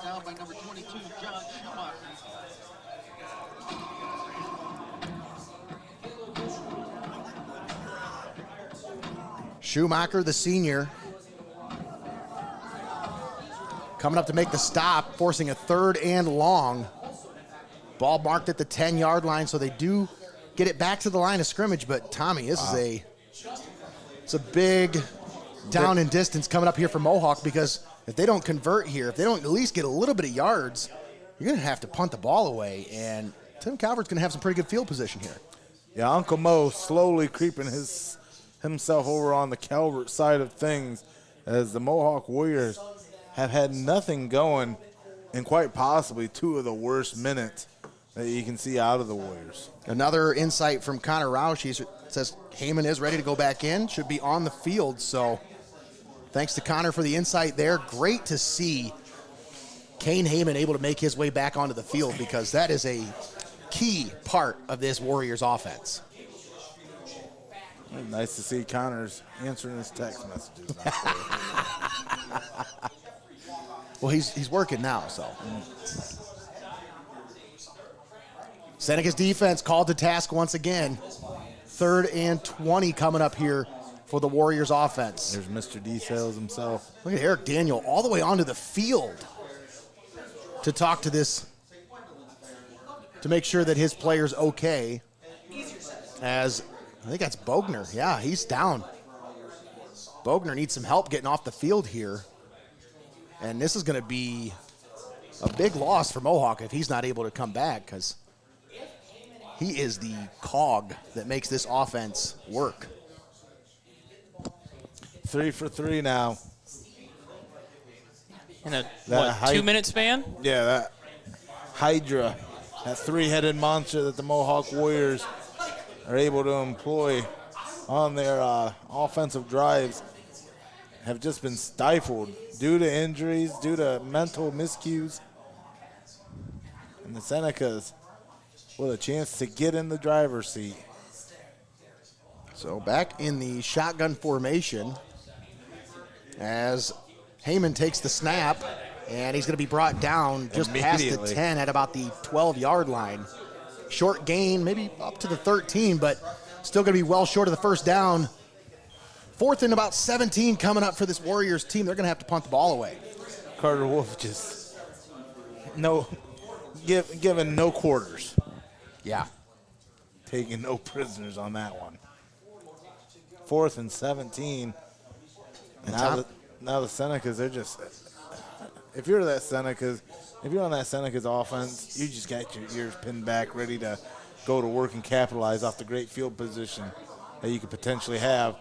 But nice a booming punt. That's a big punt. It sends him all the way back to the 45. DeMoss on the return to the 50, to the 45. He's got some room to the 30. He's gone! Logan DeMoss takes it all the way for a touchdown on the punt return. What a dynamic return by Logan DeMoss. Quick as a hiccup, Logan DeMoss, the special teams extraordinaire, able to return a punt for a touchdown. And the Senecas, they didn't even have to come on the field. Yeah. Big time touchdown on the punt return for Logan DeMoss. Tommy, when's the last time you saw a Calvert punt return for a touchdown? It's been a little while, I think. We see kick returns, but punt returns they're hard to come by. That was a big one there for that Calvert team. They take the lead 20-14 pending the extra point. And these Warriors are still looking to come out of the locker room from the half. I might have to turn my mic down. Lento's a little fired up down there. It's just been unraveling here in the 3rd quarter thus far for the Warriors. Snap is back, ball is down, the kick is up, and it is good. 14 unanswered points give the Senecas a 21-14 lead with 9:09 left here in the 3rd quarter. Wow. 3-minute span. What a turnaround within the course of 3 minutes to start this second half. If you're Coach Eric Daniels, you're just telling your guys on the sideline, hey, we've battled through some adversity here. Let's go ahead and take a deep breath, collect ourselves. You forget that they just tied this one up. Now they've taken the lead, but the game hasn't slipped away from you. I mean, you just got to go back out there. You've controlled the momentum for the first 24 minutes of action. Go back out there and take charge and show why the experienced squad is the one that should dictate the pace of this one. And we talked with Eric Daniel, putting together the preview here for this 2024 campaign, and he mentioned the trenches is where these games are won and lost at this level, especially Division 7. You talk about these lower divisions of football, you really have to win in the trenches in order to win some of these games. And I'm telling you, man, this Calvert squad right now, in this second half, something was said in that locker room, Tommy. Something has lit a fire under that line because they're winning the battles in the trenches here in these first 3 minutes. Yeah, you've seen the pressure dialed up immensely on Bogner and company for the Warriors. These Senecas, they've had some great looks offensively tonight, too. Lucius kicks this one away, and it's going to hit down at the 20. Fielded at the 16. Heyman on the return gets it up to about the 23, and that's where he's brought down. Kane Heyman on the return. And the Warriors will take over at their own 23-yard line. Now let's see if Ben Bogner is able to make his way back out on the field here.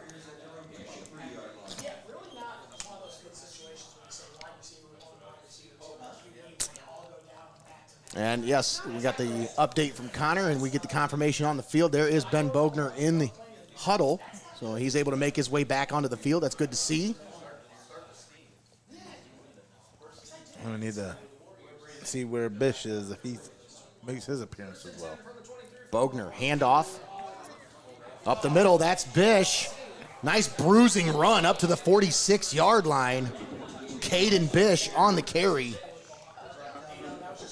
And gets it down to the 36.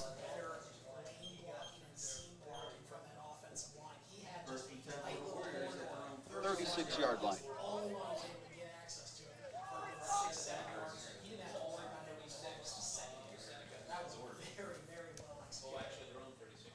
Bogner in the shotgun.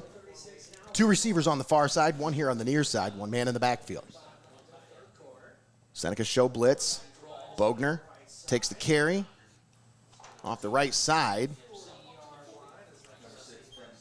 and picks up about 3 up to the 40-yard line. Maybe 4. Give him 4 on the carry. 2nd and 6 coming up. And only the 5th play offensively that the Warriors have had this second half thus far. Trying to get something going here. Plagued by some week 1 injuries.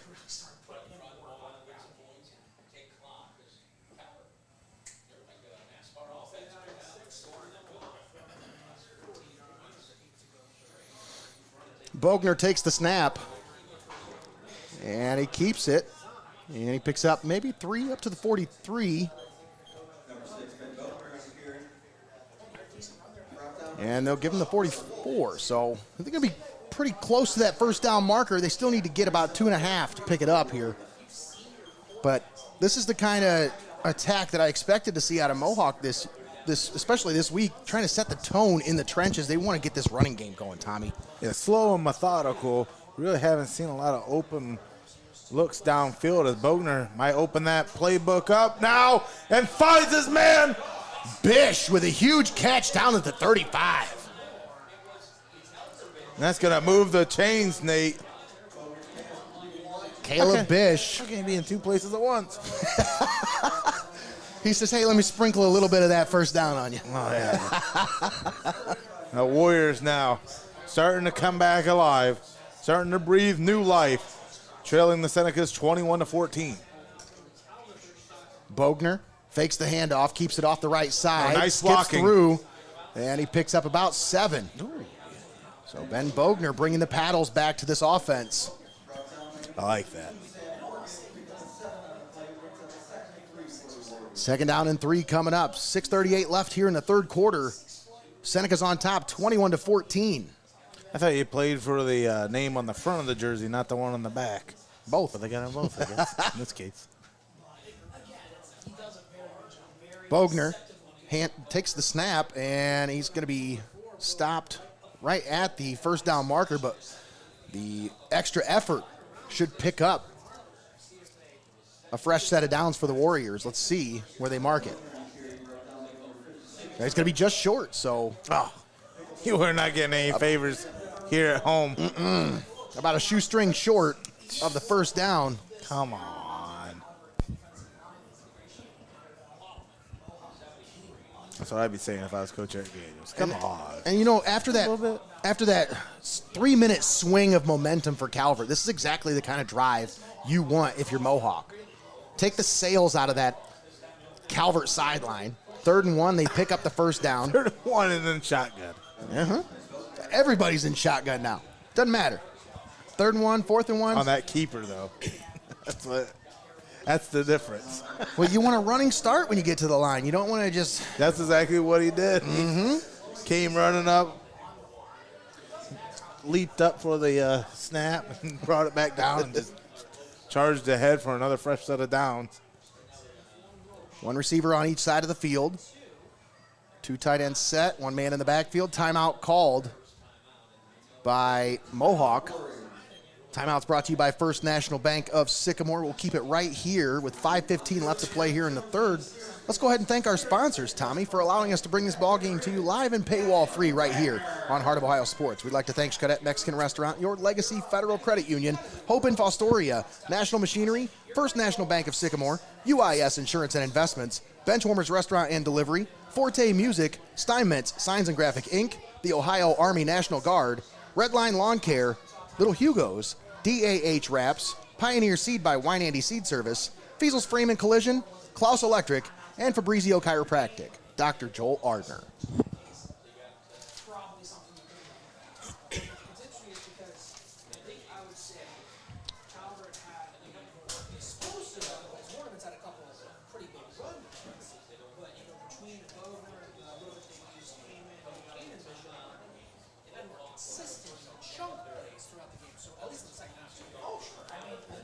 First and 10, Mohawk at ball at the 22-yard line. Handoff, Bish up the middle. And this is Caden Bish.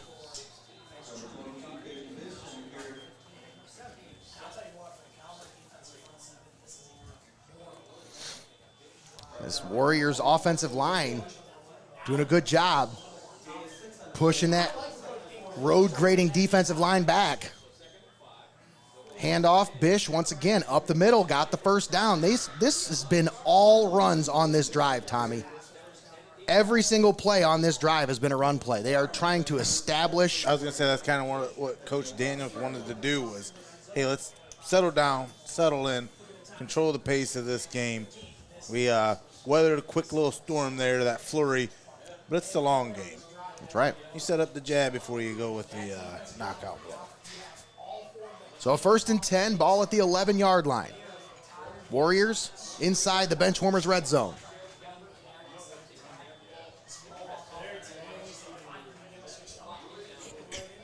Bogner in the shotgun. Going to keep it off the right side, and he's going to be brought down right about the line of scrimmage. Might have got a yard up to the 10, maybe the 9, but that's going to be it. Short gain on the play.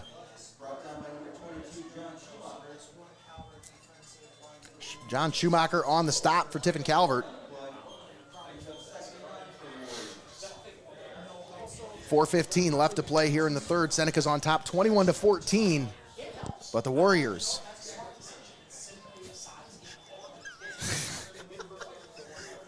inside the Benchwarmers red zone. Bogner back to pass, sets up the little bit of a dump off there to the tight end off the right side. Tight end screen, maybe? Yeah, that's kind of what it looked like. You just didn't have any blockers in front, though. That's the problem. Like, if it was a screen, maybe a pop pass or something, but I don't know. Just a little bit of an out route there, and tight end picks up 5 yards. 3rd and 5 coming up. Maybe it was designed as a little wheel, and the wheels came off. The wheels came off.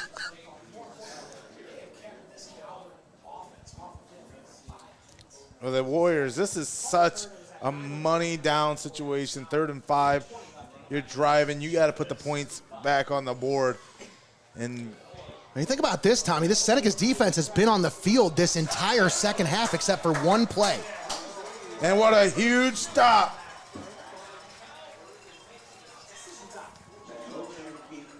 And now Nolan Lee. Now you got a choice to make here. Decision time. 4th down and 8. Ball at the 9-yard line. What do you do here, Tommy? Put it on the table. Put it on a table. Let's go. Well, here we go. 4 receiver set, 2 stacked on each side. 1 man in the backfield, Bogner in the shotgun. Takes the snap. No timeout there called. Rolls to the right. Look for the crossers. Looking, slings it into the end zone, up in the air, and it's caught but out of bounds. What an effort to come down with that one, but man, the defense there to tip the ball up in the air and make the play. That's going to be a turnover as the Senecas shoo away the Warriors from knotting this one back up. It stays a 1-score ball game here from Frost-Kalnow Stadium. And the Senecas will take over on downs from the 9-yard line, I believe, Nate. That's right. Tiffin Calvert takes over at their own 9. This is the second time we've seen the offense here in the second half. First time, 1 play, 9-yard touchdown for Cal Warnament. Shotgun set here. 3 receivers off on the far side, 1 here on the near. Tucker Coleman takes the snap, handoff, Warnament up the middle, plunges forward for about a 2, maybe a 3-yard gain up to the 13-yard line. You just got to get a quick stop here if you're the Warriors, because even though we still got a lot of ball game left, that's a very deflating drive. Yeah. Oh, absolutely. You're knocking. You're trying to right the wrongs that you've made throughout the first stanza of action here in the second half, and you're right on the cusp, and then things just continue to fall apart for you. 6 minutes off the clock on that drive, nothing to show for it. 2nd down and 7 for the Senecas. That's even rough, more rough. Handoff, Warnament, left side, up the middle, and he's got it down to about the 17, maybe the 18-yard line. I'm just surprised. By the lack of the blitz here. Yeah. A lot of the, calling the dogs in. These Warriors have been pretty humble in the way that they play this one defensively. And again, I mean, you can't underestimate what a talent could do for you, especially if you're starting as a freshman. But you got to create the scenario. You got to create the pressure on the young quarterback. And they're going to be stopped behind the line. Big time stop by that Mohawk defense right there, as they needed to come up with a stop there, Tommy. 3 and out. And you'll see the punt team onto the field now for Tiffin Calvert here. Well, when you're the Warriors and you challenge the gap, that's a battle you might lose. But you see these Warriors starting to spread them out a little bit, trying to get some different looks and angles. And when the Calvert Senecas are forced to spread it, the Warriors are there to cover the ground. Lucas Stultz back to punt for Tiffin Calvert. 2 receivers back deep to return for the Warriors. This one's low, and it's going to be fielded bravely at the 47-yard line. He makes a couple guys miss and picks up about 7 yards. So, I mean, even though that wasn't a play that I would tell him to make again, he made something out of it. Yeah, in that situation, Tommy, just poison. Get out of the way. Don't touch that one. And I heard just a collective sigh of relief by these Mohawk Warriors. And what a tremendous stop there. A chance to get back at it. He still got the ball past midfield, trying to make amends for coming out empty-handed after that 6-minute drive last time, Nate. They take over inside Seneca territory at the 39. Connor Roush gave me an update saying Bogner was down there stretching out with the trainers the entire drive there for the defense. Now Heyman on the reverse. He's going to throw it down the field, and he's going to overshoot his intended receiver. I tell you, they had that one set up, but he just put too much mustard on it.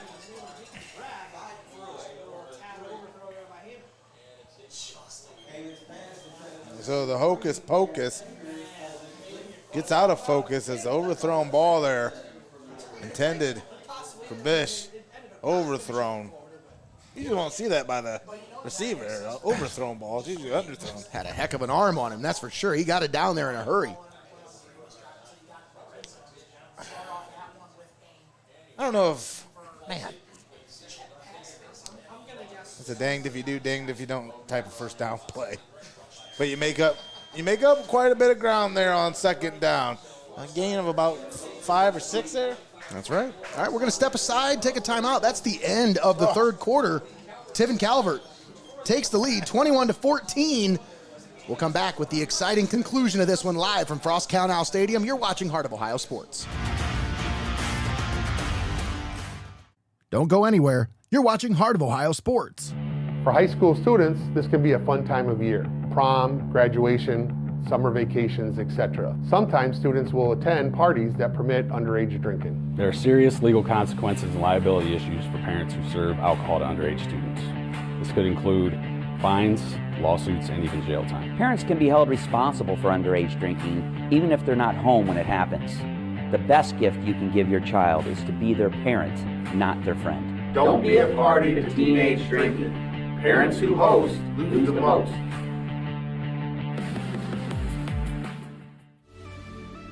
Welcome to your Legacy Federal Credit Union, your trusted community credit union for over 70 years. We're not just a credit union, we're your personal financial counselor. Your Legacy Federal Credit Union is a full-service financial institution tailoring solutions to your needs. Whether it's your first home or planning for the future, we're here to help you find success. Your Legacy Federal Credit Union, a legacy built on trust, commitment, and community. We are your neighbors, your sons and daughters. We are learning life and job skills and getting an education. We're proud to serve Ohio. We are your Ohio Army National Guard. Learn more about part-time service at nationalguard.com/OH.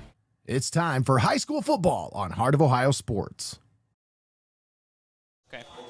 And we're back here at Frost-Kalnow Stadium. We had a play run as Kane Heyman takes the reverse there and ends up picking up the first down to about the 22-yard line is where they'll mark him down. Big time pickup there, just short of 19 yards. What a way to start the fourth quarter here from Frost-Kalnow Stadium. It's been a ball game here for the first 3 quarters, and we can't thank you enough for joining us here on this live and paywall-free edition of high school football here on Heart of Ohio Sports. Do us a favor if you haven't already. Please like and subscribe. Go to our Facebook page. Go to our YouTube. Subscribe. Get live alerts on when your favorite team's going to be on next. This is just one of a double-header, huge weekend of high school football action. As tomorrow night, we'll be back at Frost-Kalnow Stadium for a huge Clash of the Titans as Fremont Ross heads back over to Tiffin Columbian for a showdown with the Tornadoes, and Heart of Ohio Sports will have it live. On the call, live and paywall free, Nate Mullins, Tommy Hall, and the 8th team up here in the press box for that one. That's right. Once again, folks, if you're watching this and you're tuned in, you're like, where's the Wizard? Well, folks, he's still recovering, and we want to give him the opportunity to recover without pushing him too hard. And right now, it's just, we want to make sure he's ready before he comes up into this press box. He's still, obviously, he's healing. He's back home. He's doing great, but we just want to make sure he's ready. And Jacob Ellis doing a tremendous job as our on-site engineer. But if you could, in the comments, just show your love for the Wizard. That's right. Who worked tirelessly all through the wee hours of the night, bringing this all the nice graphics and everything that you see in crystal clarity and HD here on Heart of Ohio Sports. So, Greg, our thoughts still with you as you recover. Yeah. Bogner back to pass, rolling to the right, sets his feet, throws it down the field, and it's picked off! Intercepted! No, they're going to say dropped. I was going to say out of bounds. They're going to say he dropped it before he went out of bounds. That was Carter Wolf on the pass deflection there. But unable to come up with the reception is Wolf.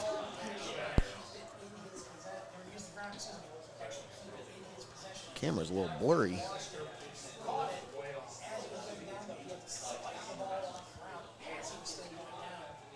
That's all right. It's not bad. Yeah, again, I don't even know if he had any full control of it as he went out. So I like the call. I do. Yeah. Not only because it gives the Warriors another bite at the apple, but just the right call to make there on the sideline, especially in a contest this tightly contested as the Warriors continue to try to drive. Timeout called on the field. Mohawk takes the timeout, brought to you by First National Bank of Sycamore. Of course, Mohawk located over there in Sycamore, but First National Bank of Sycamore, they're all over, Tommy. They got branches everywhere. Their roots may be in Sycamore, but their branches extend all over Seneca County and beyond. Make sure you frequent those. One of our advertising partners here. Folks, it's the best place to go if you're looking for a loan.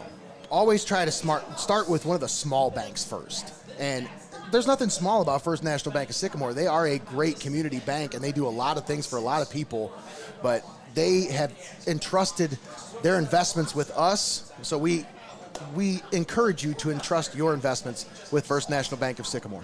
Trust me, I'm a finance manager. Their rates are hard to beat. And First National Bank of Sycamore is your go-to for all of your banking needs and loan options as well over there in the Sycamore area. That's right. Yeah. Well, we have a sec, Eric. I think you had an update on the Bogner injury during the break for us. Let's see if we got Eric. And short gain on the carry from Bish.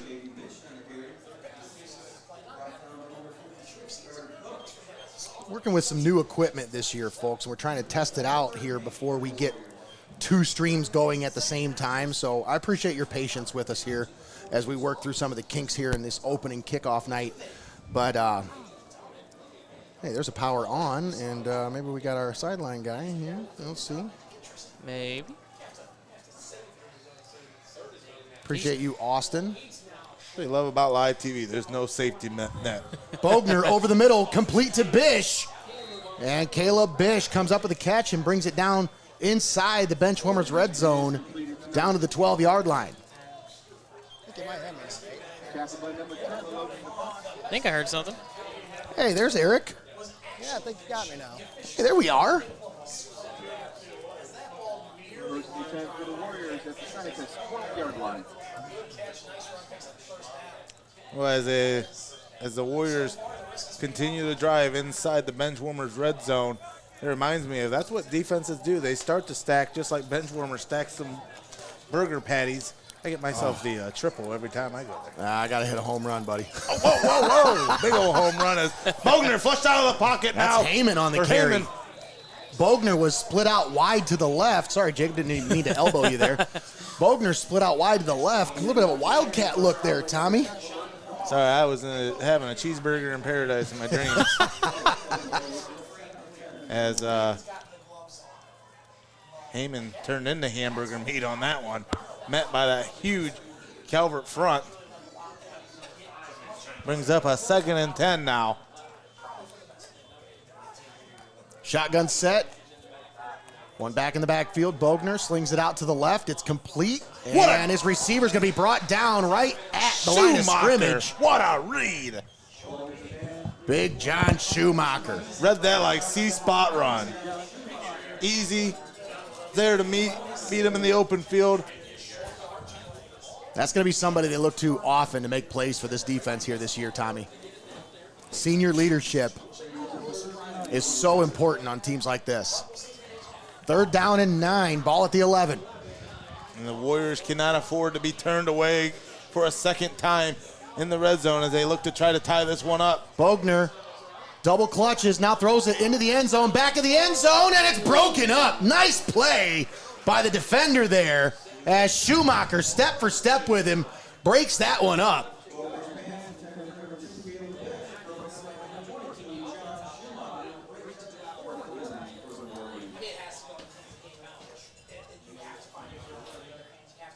So a 4th down coming up here, 9:11 left to play in the ball game. And it's crunch time, Tommy. You got to go for it. Another 4th and 9. See what Coach Daniels and his Mohawk squad have dialed up now. Huge situation. 4 receivers. Bogner back to pass, looking looking into the end zone. Touchdown, Mohawk! Wide open receiver in the end zone as the defender fell down in coverage. And the Warriors are an extra point away from tying this one up with 9:04 left to play in the ball game. The Warriors come out to play as they finally able to have a chance to knock this one up. 2 long drives. The first one went over 6 minutes for the Warriors and returned nothing. Now on this drive, able to find pay dirt, and now a chance to knock this one up, pending the extra point. Aiden Patrizzi on to attempt the extra point. It's up, it's good, and we are tied at 21 apiece. Aiden Patrizzi makes it look easy to tie this one up from Frost-Kalnow Stadium, Nate.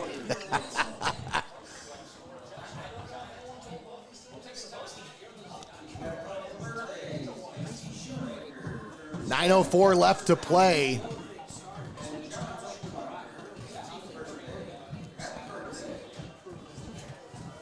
And we are tied at 21 apiece. What a drive by these Warriors. And that's the second straight time, Tommy, where they've kind of dictated the tempo of that drive. And that's what you want to do as an offense. You have to set the pace. And with this team, they're still trying to figure out who they are. It's early in the season. This is a way to establish your identity. And again, the winner of this one, it usually sets a precedent and usually sets an omen for the other team. In the last 3 contests between these two squads, the loser of this Thursday night clash have missed the playoff. That is some dynamite insight there, Tommy. Yeah, so again, since 2021, when Coach Reeser and Coach Daniels reignited this MAL rivalry, it's just been, it really sets the tempo for the entire season. I mean, this is the game to look back on and say, hey, this is where things started, or this is where things started to go wrong. And the Warriors, after knotting it up, kick, I don't know what happened there. I hit a player on the way up. Returner to the 40, and he's tripped up just past the 40 at about the 42-yard line. I believe that's Schumacher. It was Schumacher on the return. I think what happened is someone tried to jump to get it and went over a little higher than he could jump, and it caused that weird deflection. So, nevertheless, Senecas take over at the 43-yard line. A little bit better field position than the last time they had the ball, where they were backed up at their own 10. Well, the Warriors, after turning the ball over, they were able to get a stop against these Senecas on their last drive to turn them away and, you know, turn that turnover into points and get this one tied back up. Just the 5th play on offense in the second half here for this Senecas offense. And Schumacher is going to take the carry, and I believe that's going to be a face mask. Yeah, from the initial contact. I saw his helmet kind of rip backwards. So a flag flies in. That would have been a great stop for the Mohawk defense behind the line, but the penalty's going to move that ball. That's why you don't want to play up high on a quarterback. That's exactly right. You see that Calvert player imitate it? Yeah. At the end? Well, it's the guy it's the guy they did it to. Sorry to cut you off, Tommy. No, that was just the 5th play offensively for this Senecas team here in the second half. And that's a huge penalty as that moves it inside Warrior territory to the 42-yard line.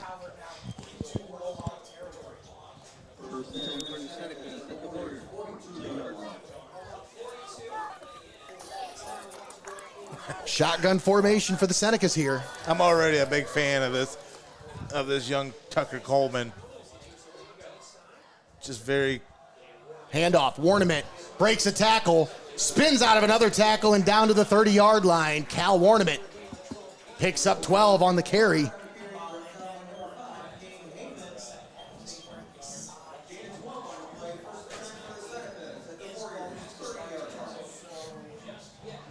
.8:25 left to play in the ball game. We're tied at 21 apiece. Freshman Tucker Coleman brings the play in from the sideline. Senecas break the huddle. Again, I just like his calm demeanor. Oh, cool Coleman. Cool hand Coleman. I like it. Or Ice Tucky, which one? There you go. Handoff Ornament left side. Breaks through a tackle and carries defenders up to the 25-yard line. Good for 5 on the carry. He's going to be a key part to this offense this year. running behind that big offensive line.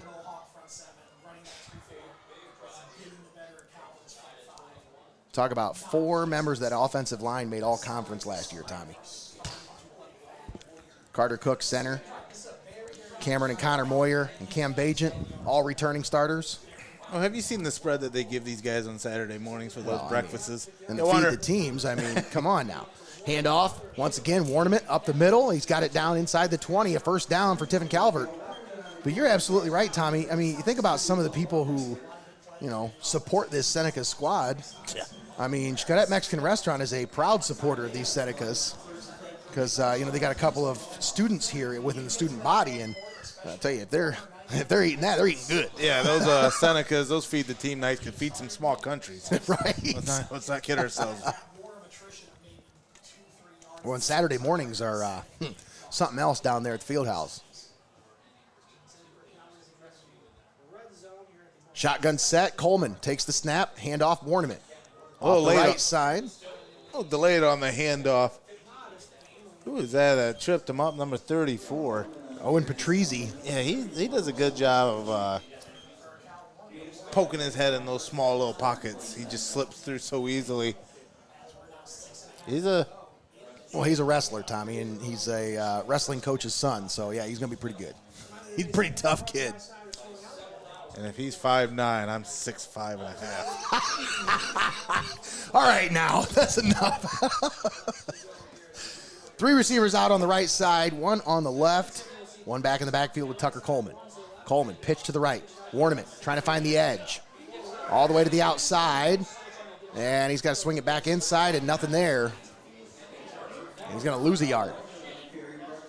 Actually, no gain on the play. They'll say back to the line of scrimmage. So 3rd down and 7 coming up here for this Seneca's offense with the ball at the 15. Got another Warrior down. And here about the pylon. We'll see who is down on the play. They've had a few guys go down, but everybody's come back so far. I did notice earlier Logan Heminger was down, but he's back into the game now. I think I saw it said number 4, possibly.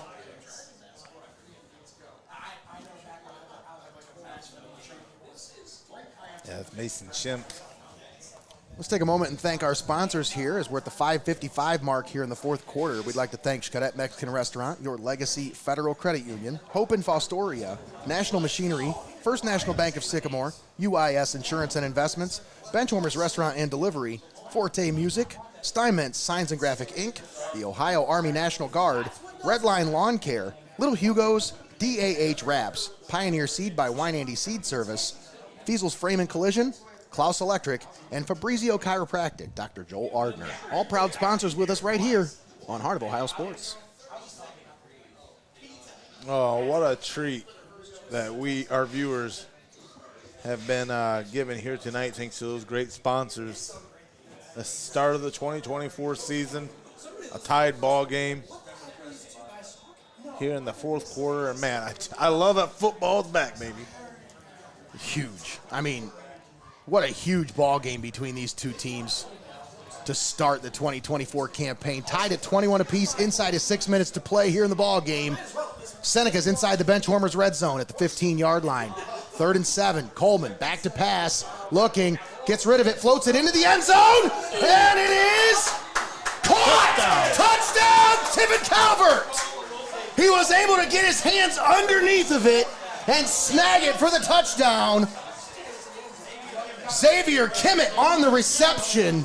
And what calm and poise in the pocket. Cool hand. Coleman delivers his 2nd touchdown pass in his debut as a varsity player, just as a freshman, folks. I mean, look at the touch on that, too, Tommy. He just floated that out there with pressure coming from both sides. A guy coming from behind, a guy coming from the front. I mean, he had to get rid of that quick, and he put it right where it needed to be.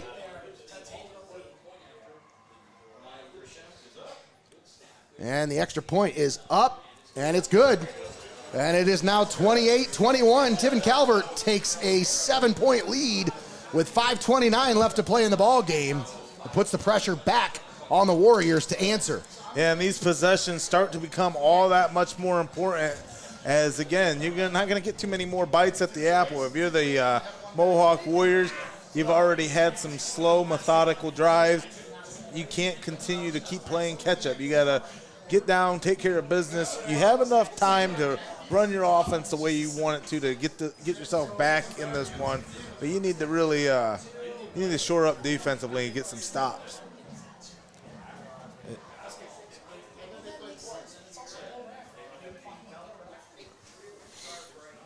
That was a big drive for that Tiffin Calvert Senecas there.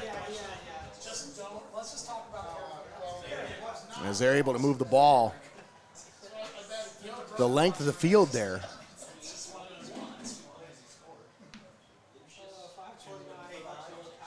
And that one was just under about 3 minutes on that drive.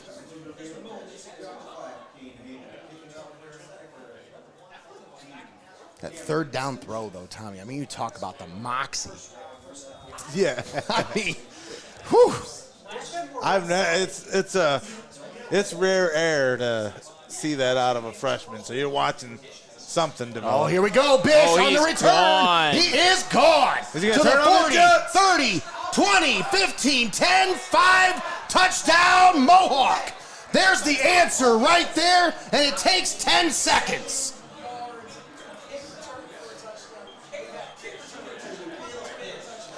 Just like that, things have become even Stevens in just a 10-second time. That's been the theme of the night here tonight, folks. We talk about the start of this second half. Just trading punches, these two teams here in this second half. 21 points for Calvert, 14 pending the extra point here for the Warriors.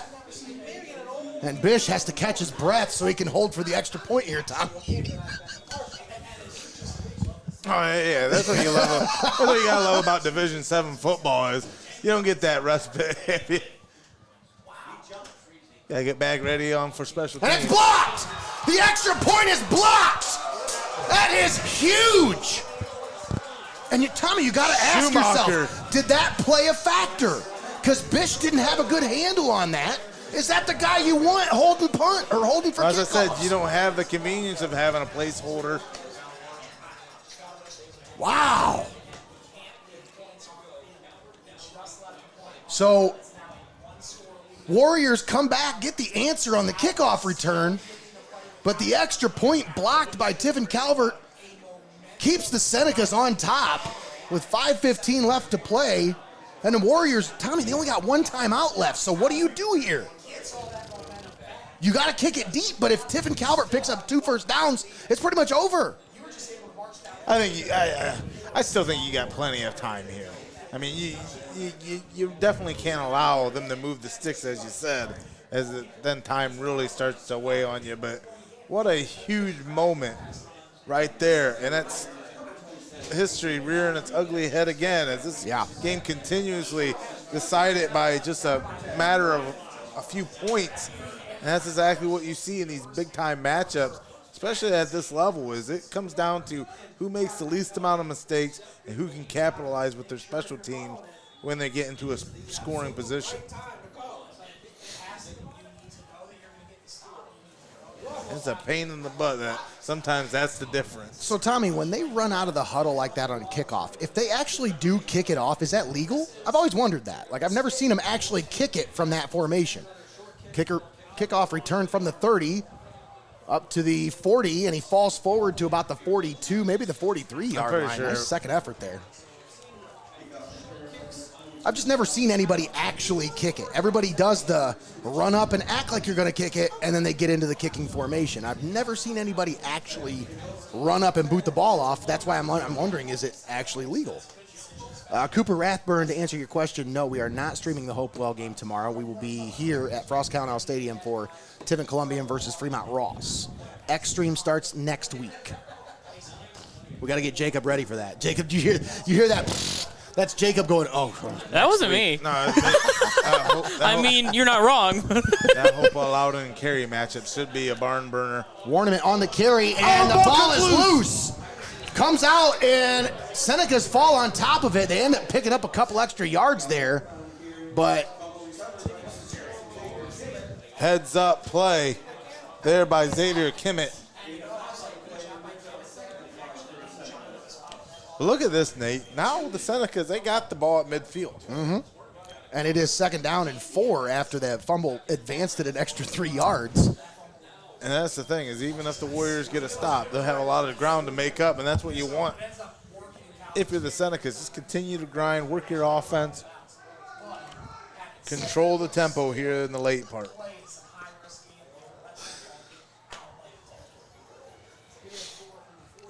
Shotgun set, Tucker Coleman back there with Cal Warniment. And we got a flag. False start against Senecas. So this will back them up 5. And put you behind the sticks a little bit here. Now you're 2nd and 9. And now it might change your game plan a little bit here for this 2nd down call. I'd still say you keep it on the ground. Just keep that.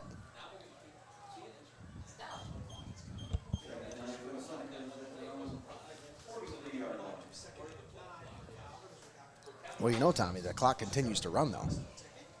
So even though they didn't run a play, they got what they wanted out of it. They get probably an extra 20, 30 seconds off the clock there and didn't even have to run a play. Well, they might run into delay of game here if they don't get it off. They do in time. Coleman back to pass, slings it down the left sideline. What a catch by Logan DeMoss! He goes up and gets it at the 30-yard line, and the Senecas are in business inside Warrior territory. A one-on-one matchup, and Coleman puts that ball over the shoulder only to where his receiver could. Oh, this kid is playing beyond his years right now, and this is his debut. Oh, look at the matchup down there, Tommy. DeMoss against the senior Bogner there on the outside. Goes up and just one-on-one says, I'm going to get this ball. That's mine. That's what I said. That's due in part to Coleman placing that ball placement by Coleman. Warniment on the carry and runs over a defender on his way to the 25-yard line. Braxton Frisch says, did you get the number on that license plate?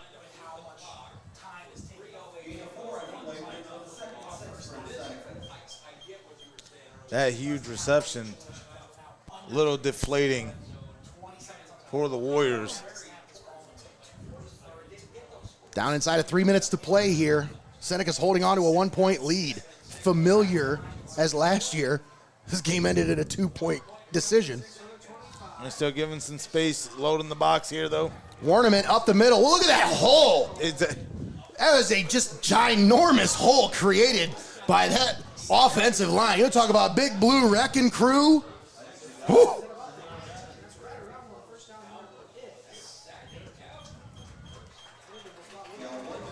Again, just.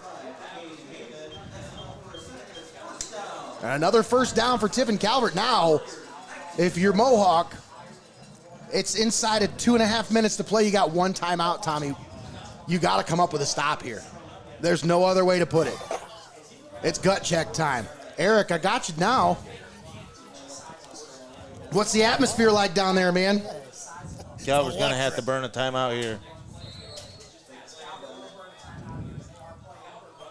So what's it like down there on the sideline right now, Eric? I'll tell you, the most hyper one down here is this number 7 over here, right to my right over here. He is losing his mind, getting everybody all hyped up. Isaac Mullins. So, Eric, with that mic, I think that's got to be a little closer to your mouth because you're picking up a lot of background, but not you. All right, I've been messing with it. Hey, there we go. Trying to get it connected. I know, it's new, man. We're trying to get it worked out. We'll have things worked out tomorrow, all right? Yes. Everything will be good tomorrow. Everything will be good to go. But first game jitters, I'd say we're doing a pretty good job, honestly. Yeah. Everything else is running pretty good, looking pretty smooth. Eric, you're looking good down there on the sideline, though. That's all I can do. Just do what I'm good at, I guess. That's right.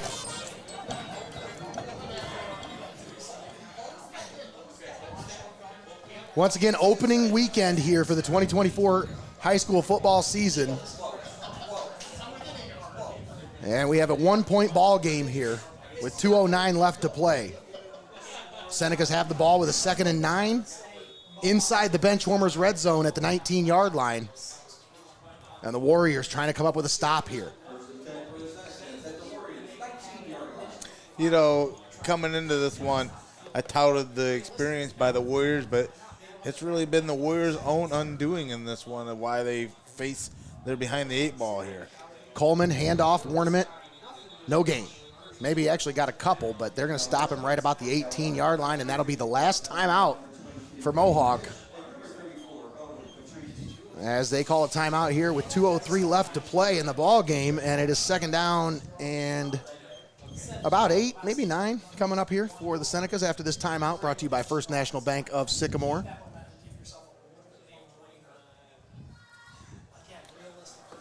Don't forget, folks, stick around for the post-game show brought to you by Your Legacy Federal Credit Union. We also want to give a shout-out to our instant replay sponsor, National Machinery. We'll make sure you get plenty of instant replays tomorrow. You're definitely going to get your money's worth all season long with that instant replay package. It's just a matter of pathways not lining up right now, but we'll get your commercial played a couple times here before the end of the broadcast, and we'll make sure everything's taken care of for tomorrow. But, folks, once again, what an outstanding start to the high school football season here at Frost-Kalnow Stadium. We are inside of 2.5 minutes left and a 1-point ball game between these two teams.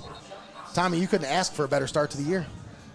No, absolutely. As this one's delivered, the Warriors, again, I just said it, just kind of a victim of their own undoing.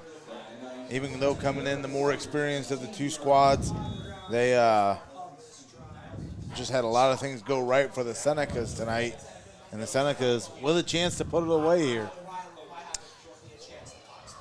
Speaking of delivery, Tommy, we are in the Benchwarmers red zone. Warnament with the handoff. Gets it down to about the 15. The pile pushes him down to maybe the 14. Mark him at the 15. So give him 4 on the carry. It'll bring up 3rd down and 5. And now you're starting to get into this time territory here for Tiffin Calvert as, you know, they guess 3rd down, 5 yards to go. They got to pick up this first. If they pick up this first, game's over. It's done. You kneel it out and we can pack it up. But if you're not able to pick up this first down, what's the call here on 4th down, Tommy? They'll kick the field goal and they'll get it this time. All right. Nostradamus right there.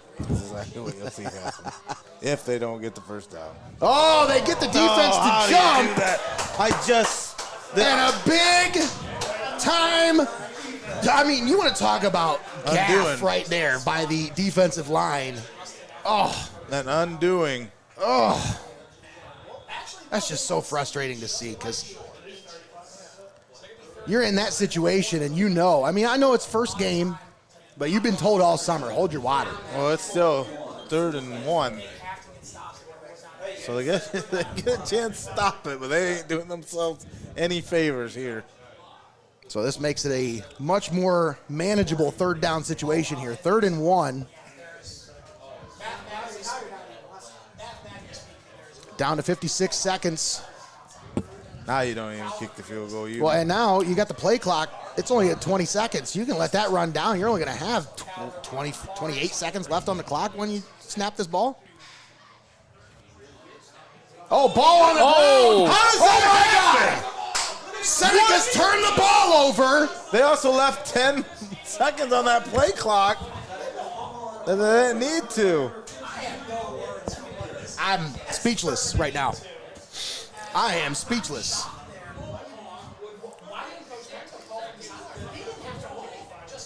I don't even know why they ran a play there. Just let that clock run all the way down, call the timeout, come back and talk it over. Mm-hmm.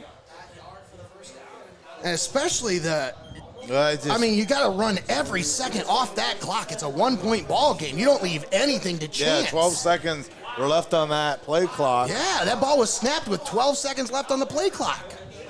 And then you're talking, 2 attempts to get that first down to put this one away. And now this is definitely one of those scenarios that, you want to talk? I don't know how to even. Warriors with a chance. 34 seconds left. Bogner rolls to the left, throws it over the middle, and it is almost intercepted. Logan DeMoss came up to make the play, but so did another one of his teammates. And they were not able to make the play. So 2nd down coming up for this Warriors offense. Bogner kind of put that one up there and put it up for grabs.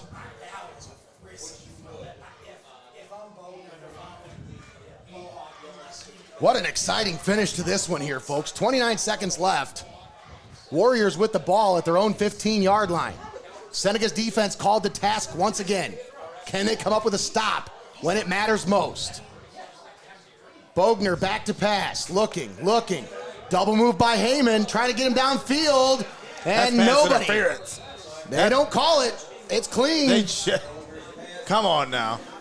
I will say, he pulled the double move, and then when he tried to run the streak, and then almost ran like a comeback after that and ran into the defender. Being pulled on. Yes. Which would be pass interference. Yes. I'm not down there in stripes, though. I'm only up here in the press box. 28-27. Senecas on top by 1. Also, at the 21 high school seconds level, left. that's not a spot foul, is it? No. It's just a 15-yard penalty. 15, yep. Ball at the 15. 3 receivers here on the near side, 1 on the far side of the field. Ben Bogner in the shotgun. 1 back in the backfield with him. Seneca show blitz. They bring it off the edge. Bogner steps up. Got to roll to his right. Looking downfield. Looking. Gets rid of it, and it is incomplete. Incomplete pass, and a 4th down coming up for the Warriors with 9 seconds left. The fact that they even have this life. Nobody can say that the Warriors didn't have their chance. Especially that gaff on that encroachment penalty. Ooh. It's just, you can't have that. You had it gift wrapped. You can't have that. I know it's week 1, but come on now. 3rd and long, or 4th and long. This is the ball game. I'm looking at the sticks. It's actually 4th down. It's not the Don Hall crew gang down there. Bogner back to pass. He takes steps up, rolling around, trying to find some room, trying to find anybody open. He's just going to throw it down the field, heaves it down there.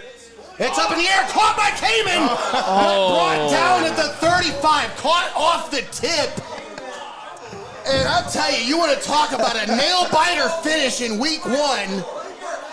What a first win for Mike Lento in the Senecas football era, and the first win for the 100-year anniversary of this Senecas football team. I was just about to say, what a way to ring in 100 years of Calvert football by getting a week 1 victory over one of your oldest rivals in the Mohawk Warriors, the Senecas best. The Warriors here tonight from Frost-Kalnow, 28-27. That's going to do it. We're going to step aside, take a quick timeout, but folks, we'll be back with the postgame show brought to you by Your Legacy Federal Credit Union. Senecas hold on to win 28-27. We'll be back after this. Don't go anywhere. You're watching Heart of Ohio Sports.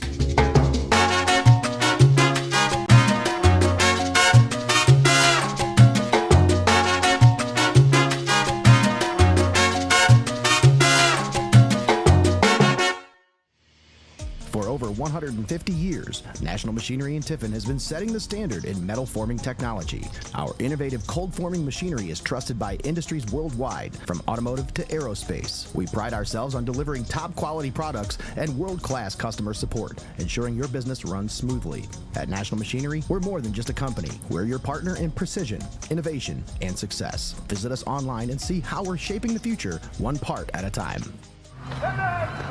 At Heart of Ohio Sports, it's obvious. The first thing that comes to mind is sports. But we do a lot more than just cover live sporting events.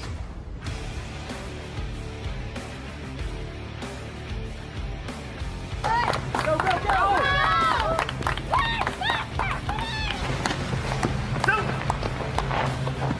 When we want to watch our highlights from last night's game, there's only one place we go: Heart of Ohio Sports. Welcome to Your Legacy Federal Credit Union, your trusted community credit union for over 70 years. We're not just a credit union, we're your personal financial counselor. Your Legacy Federal Credit Union is a full-service financial institution tailoring solutions to your needs. Whether it's your first home or planning for the future, we're here to help you find success. Your Legacy Federal Credit Union, a legacy built on trust, commitment, and community. Your legacy, your legacy. We are your neighbors, your sons and daughters. We are learning life and job skills and getting an education. We're proud to serve Ohio. We are your Ohio Army National Guard. Learn more about part-time service at nationalguard.com/OH. It's time for high school football on Heart of Ohio Sports.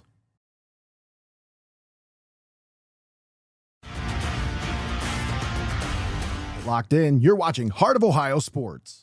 STEINMETZ Signs and Graphic Ink is here for all of your printing and design needs. From reunions to small events, to business apparel and even vehicle lettering, they've got you covered. They make the gear that you make your memories in. STEINMETZ Signs and Graphic Ink.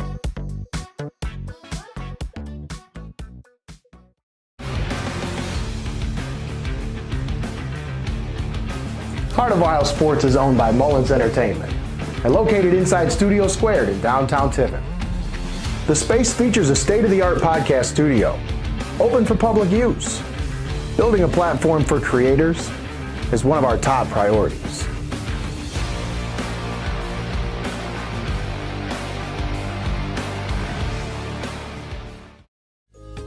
Little Hugo's is Tiffin's longest-running ice cream store, in operation since 1949. A local family-owned business, you know them because of those famous shredded chicken sandwiches and their delicious fresh lemon slushes.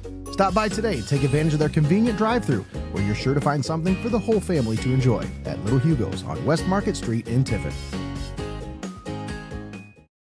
It's time for high school football on Heart of Ohio Sports.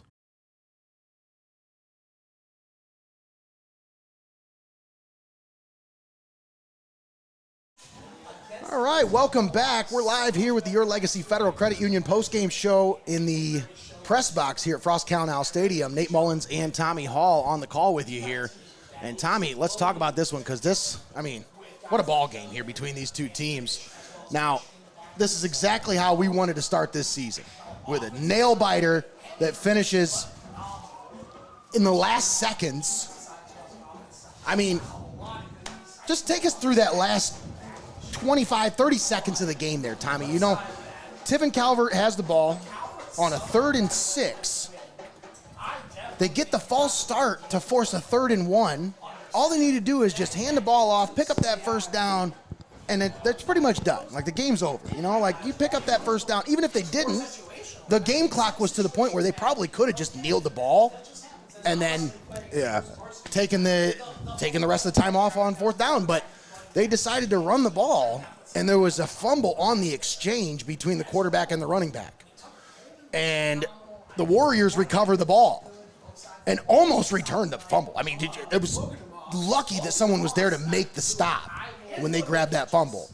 But then the Warriors get the ball back, and 4th down and 10, Bogner rolling around, trying to find something, trying to make anything happen, just heaves it down the field in a Hail Mary fashion, and it's tipped up in the air by the Senecas, and Kane Heyman snags it out of the air and nearly breaks a tackle to take it all the way. Yeah, almost a 90-yard walk-off Hail Mary touchdown that could have definitely put a hush on this Frost-Kalnow Stadium, but nonetheless, the Senecas victorious, playing the young hand, playing the cool hand, a new quarterback in town, making his name, and Tucker Coleman, and what a tremendous job he did in his first start for the Blue here at Calvert. And, man, 3 passing touchdowns by this young man tonight. What? And you talk about that punt, the special teams were there, everything, a complete game in all 3 phases by these Senecas. But the Warriors, you can't take anything away from them. I really felt like the Warriors kind of did a few things that just self-inflicted wounds and some mental miscues really cost the more experienced team this one down the stretch. So my hat's off to Coach Lento and the young Calvert squad for being able to keep calm, keep their poise, and be able to complete and play a full 48 minutes, which is exactly what you see now of this Seneca squad. Yeah. A full 48 minutes. And that will go a long way and take you a long way down the stretch throughout these next couple of weeks. Yeah, here, Ryan, I'm in you. You're stealing the spotlight. You're bad for views. Well, I like my equipment. I don't want him breaking my camera. But no, once again, thanks for tuning in here on the Your Legacy Federal Credit Union post-game show. I'm trying to get my stats to load here, and I think there we go. All right, we got them loaded up. But once again, what a big game here. And what a way to start the Mike Lento campaign. This is kind of what he was known for at Lakota, is that never say die mentality. All the way to the last minute, you're going to fight tooth and nail for every yard you get. And you see it play out on the field here with these Senecas here tonight. Yeah, these Senecas, they definitely came in here offensively with a different look than what was expected by a lot. They did a great balanced attack coming in here and got some new weapons integrated into this offense, and especially their under center, that Coleman. He did a nice job of being able to already start building that rapport, building that chemistry with his receiver core and his running back. That they did a tremendous job just taking care of the football between the goalposts. As man, they ate up a lot of yards here tonight. Oh yeah, absolutely. And we'll go through those yards that they ate up here tonight, because I mean, there's some pretty gaudy stats here, but the one that stands out to me the most, Tommy, Tucker Coleman, 8 for 9 passing, 137 yards, 2 touchdowns, no interceptions. Wow, no interceptions. Now he did have the fumble. It's a freshman mistake. You're going to have those, and it's in a crucial spot. So that's a teachable moment for Mike Lento. He wants that kind of thing. Obviously, he wants the result, the win, but those are teachable moments, and he can learn a lot from that. Yeah. As a young freshman quarterback, he's going to learn a lot. Obviously, Mike Lento's a great teacher, but he also has a lot of great guys on that sideline. Todd Simons is over there as well, former Tiffin Columbian quarterback. So there's a lot of experience on that sideline, and they're going to guide this young man through this season. He's going to take some lumps. But I tell you, this first game, if it's any indication, Senecas might be in for a fun ride over these next 4 years with this kid. Yeah, my number 4 jersey is in the mail. It should be here on Tuesday as Cool Hand Coleman, the true freshman. It's not very often a freshman gets a nickname in his first game. I mean, come on now. Yeah, he definitely showed up and showed out, and is one of the reasons why the Senecas were victorious tonight. And speaking of reasons why the Senecas... Can you turn that light off? ...were victorious here tonight is, not to take away, but during our Your Legacy post-game show... There we go. We now get to name our player of the game, brought to you by Little Hugos and STEINMETZ Signs and Graphic Ink. Mr. Logan DeMoss, how we doing, brother? Good. Hey, man, what a ball game here tonight for you and these Senecas. Now, let's talk about this, okay? This is a big game. It's the first game for your coach, Mike Lento, trying to establish himself over here and just trying to make a name for himself as the coach here. Now, you guys, it's a new squad this year. It's a new feeling. Talk about just the offseason that led you guys to this point. What was the ride like this year? I'm not going to lie. I was kind of exhausted. A whole lot. We did so much. We basically did 2-a-days all for like 2 months, basically. Yeah. I know. Isaac told me all about it. Lifting every day. We put a lot of work in. We knew we were going to lose a lot of guys last year. New guys were going to have to step up, and I guess that's what we did. Well, that's exactly what happened here tonight, man. You got a lot of guys that stepped up. You went into the locker room down 14-7, but you came out in that second half. Those first 3 minutes, man, there was something different about that team. What was said in the locker room today? Oh, Coach got on us. We went in, got on the whiteboard, fixed what we had to do. Really, that's it. Yeah? He told us we had to come out, have a good second half, and that's what we did. When you got a good coach like that, not much needs to be said. You know what you need to do. You know what you got to clean up. It just felt like something was said because you guys came out with a fire, with a passion in that third quarter. You got those 14 points within a 3-minute span, but then the offense doesn't see the field there for like 10 minutes. What's it like being on offense? Obviously, you're on both sides of the ball, but what's it like waiting for your opportunity to get back on the field to answer? What are you doing in that situation? For a lot of guys, we're on the field both ways, but for the few guys that are on the sideline, I'd imagine they're getting dialed in, knowing they're going to have to do their jobs. Coach always says 1/11th, and It's what we really focused on. That was one of the things he said in the locker room, do your 111th. And that's right. We tried our best, and I guess it worked. So defensively in that situation, now you are on both sides of the ball, but when you're on defense, you got to give a lot more, I feel like, a lot more on defense to make sure you're trying to stop the other team. How much does that take out of you being on the field for almost the entire third quarter? Oh, it was – I couldn't tell if it was really, it was just exhausting. Really, really exhausting. If you look back, you'd see me. I was bent over with my hands on my knees basically the whole time. Well, I didn't see you because you were running all over the field making plays, man. I'm telling you, that's why you are the player of the game, brought to you by Heart of Ohio Sports. Now, we got a belt here, man. You got to wear this thing, you know. That's why we brought it. Where is the belt? No, it's over here. It's right here. Let's get this baby out. And as exhausted as you say you are, again, that game speed win, that'll catch up with you as you guys get into the season. The first week, always a little bit of rough. You'll be feeling it in the morning.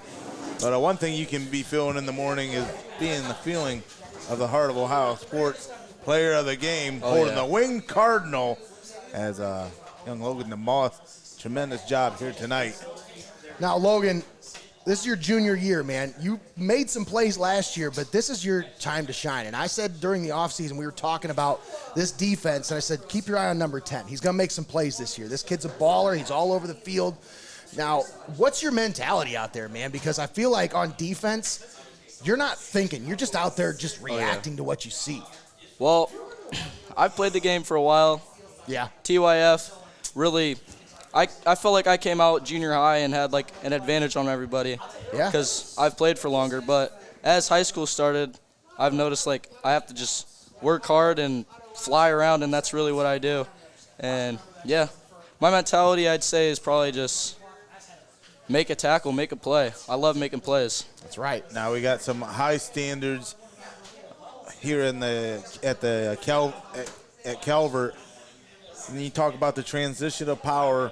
Do you feel like a lot of guys on your team are buying in at this point and taking off where you guys left off from last season? Yeah, I'd say the guys that weren't bought in got to be bought in now because that was a hell of a game. That's right. That's what I told Isaac. I was talking to him yesterday, and I'm like, look, man, all you got to do is buy in. Everybody's got to do their part. You mentioned the 111th. Like, as long as everybody's doing their part, even if you're not in the game, be on the sideline, be the best teammate you can be.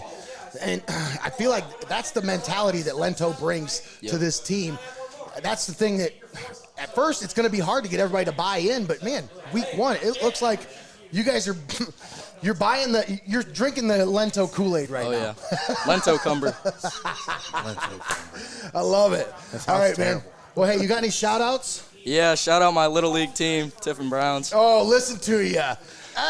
He's always got one on me. Always got one on me. Oh, yeah. Shout out my family. Man, all right, he played for the Browns. I coached the Eagles, and every single year he played, and I was a coach, they were in the championship game, and they beat us all 3 times.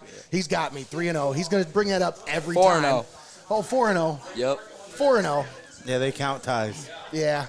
All right. I count wins, too. All right, man. Hey, one heck of a ball game here tonight. You said you got another shout-out, family? Yeah, shout out my family, my team. We all did our 111th, and that's why we came away with it. That's right. All right. Logan, once again, thank you for your time. Congratulations. Thank you. Taking home the Heart of Ohio Sports Player of the Game. 111 denotes how many people were on the field for each side there, Jacob. You can count to 11? If you weren't paying attention there. All right, folks, we're going to step aside, take a quick timeout. We'll come back and break things down and wrap it up here for the Your Legacy Federal Credit Union post-game show. Once again, our player of the game, Logan DeMoss. We'll be right back after this. You're watching Heart of Ohio Sports. Locked in, you're watching Heart of Ohio Sports. STEINMETZ Signs and Graphic Ink is here for all of your printing and design needs. From reunions to small events, to business apparel and even vehicle lettering, they've got you covered. They make the gear that you make your memories in. STEINMETZ Signs and Graphic Ink.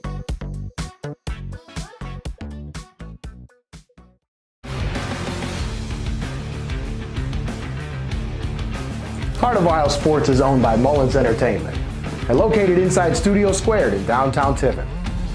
The space features a state-of-the-art podcast studio, open for public use. Building a platform for creators is one of our top priorities.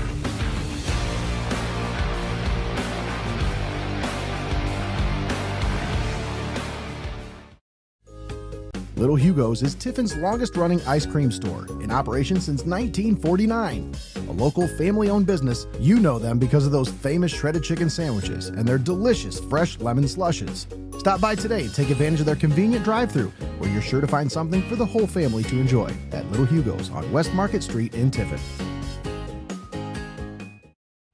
It's time for high school football on Heart of Ohio Sports.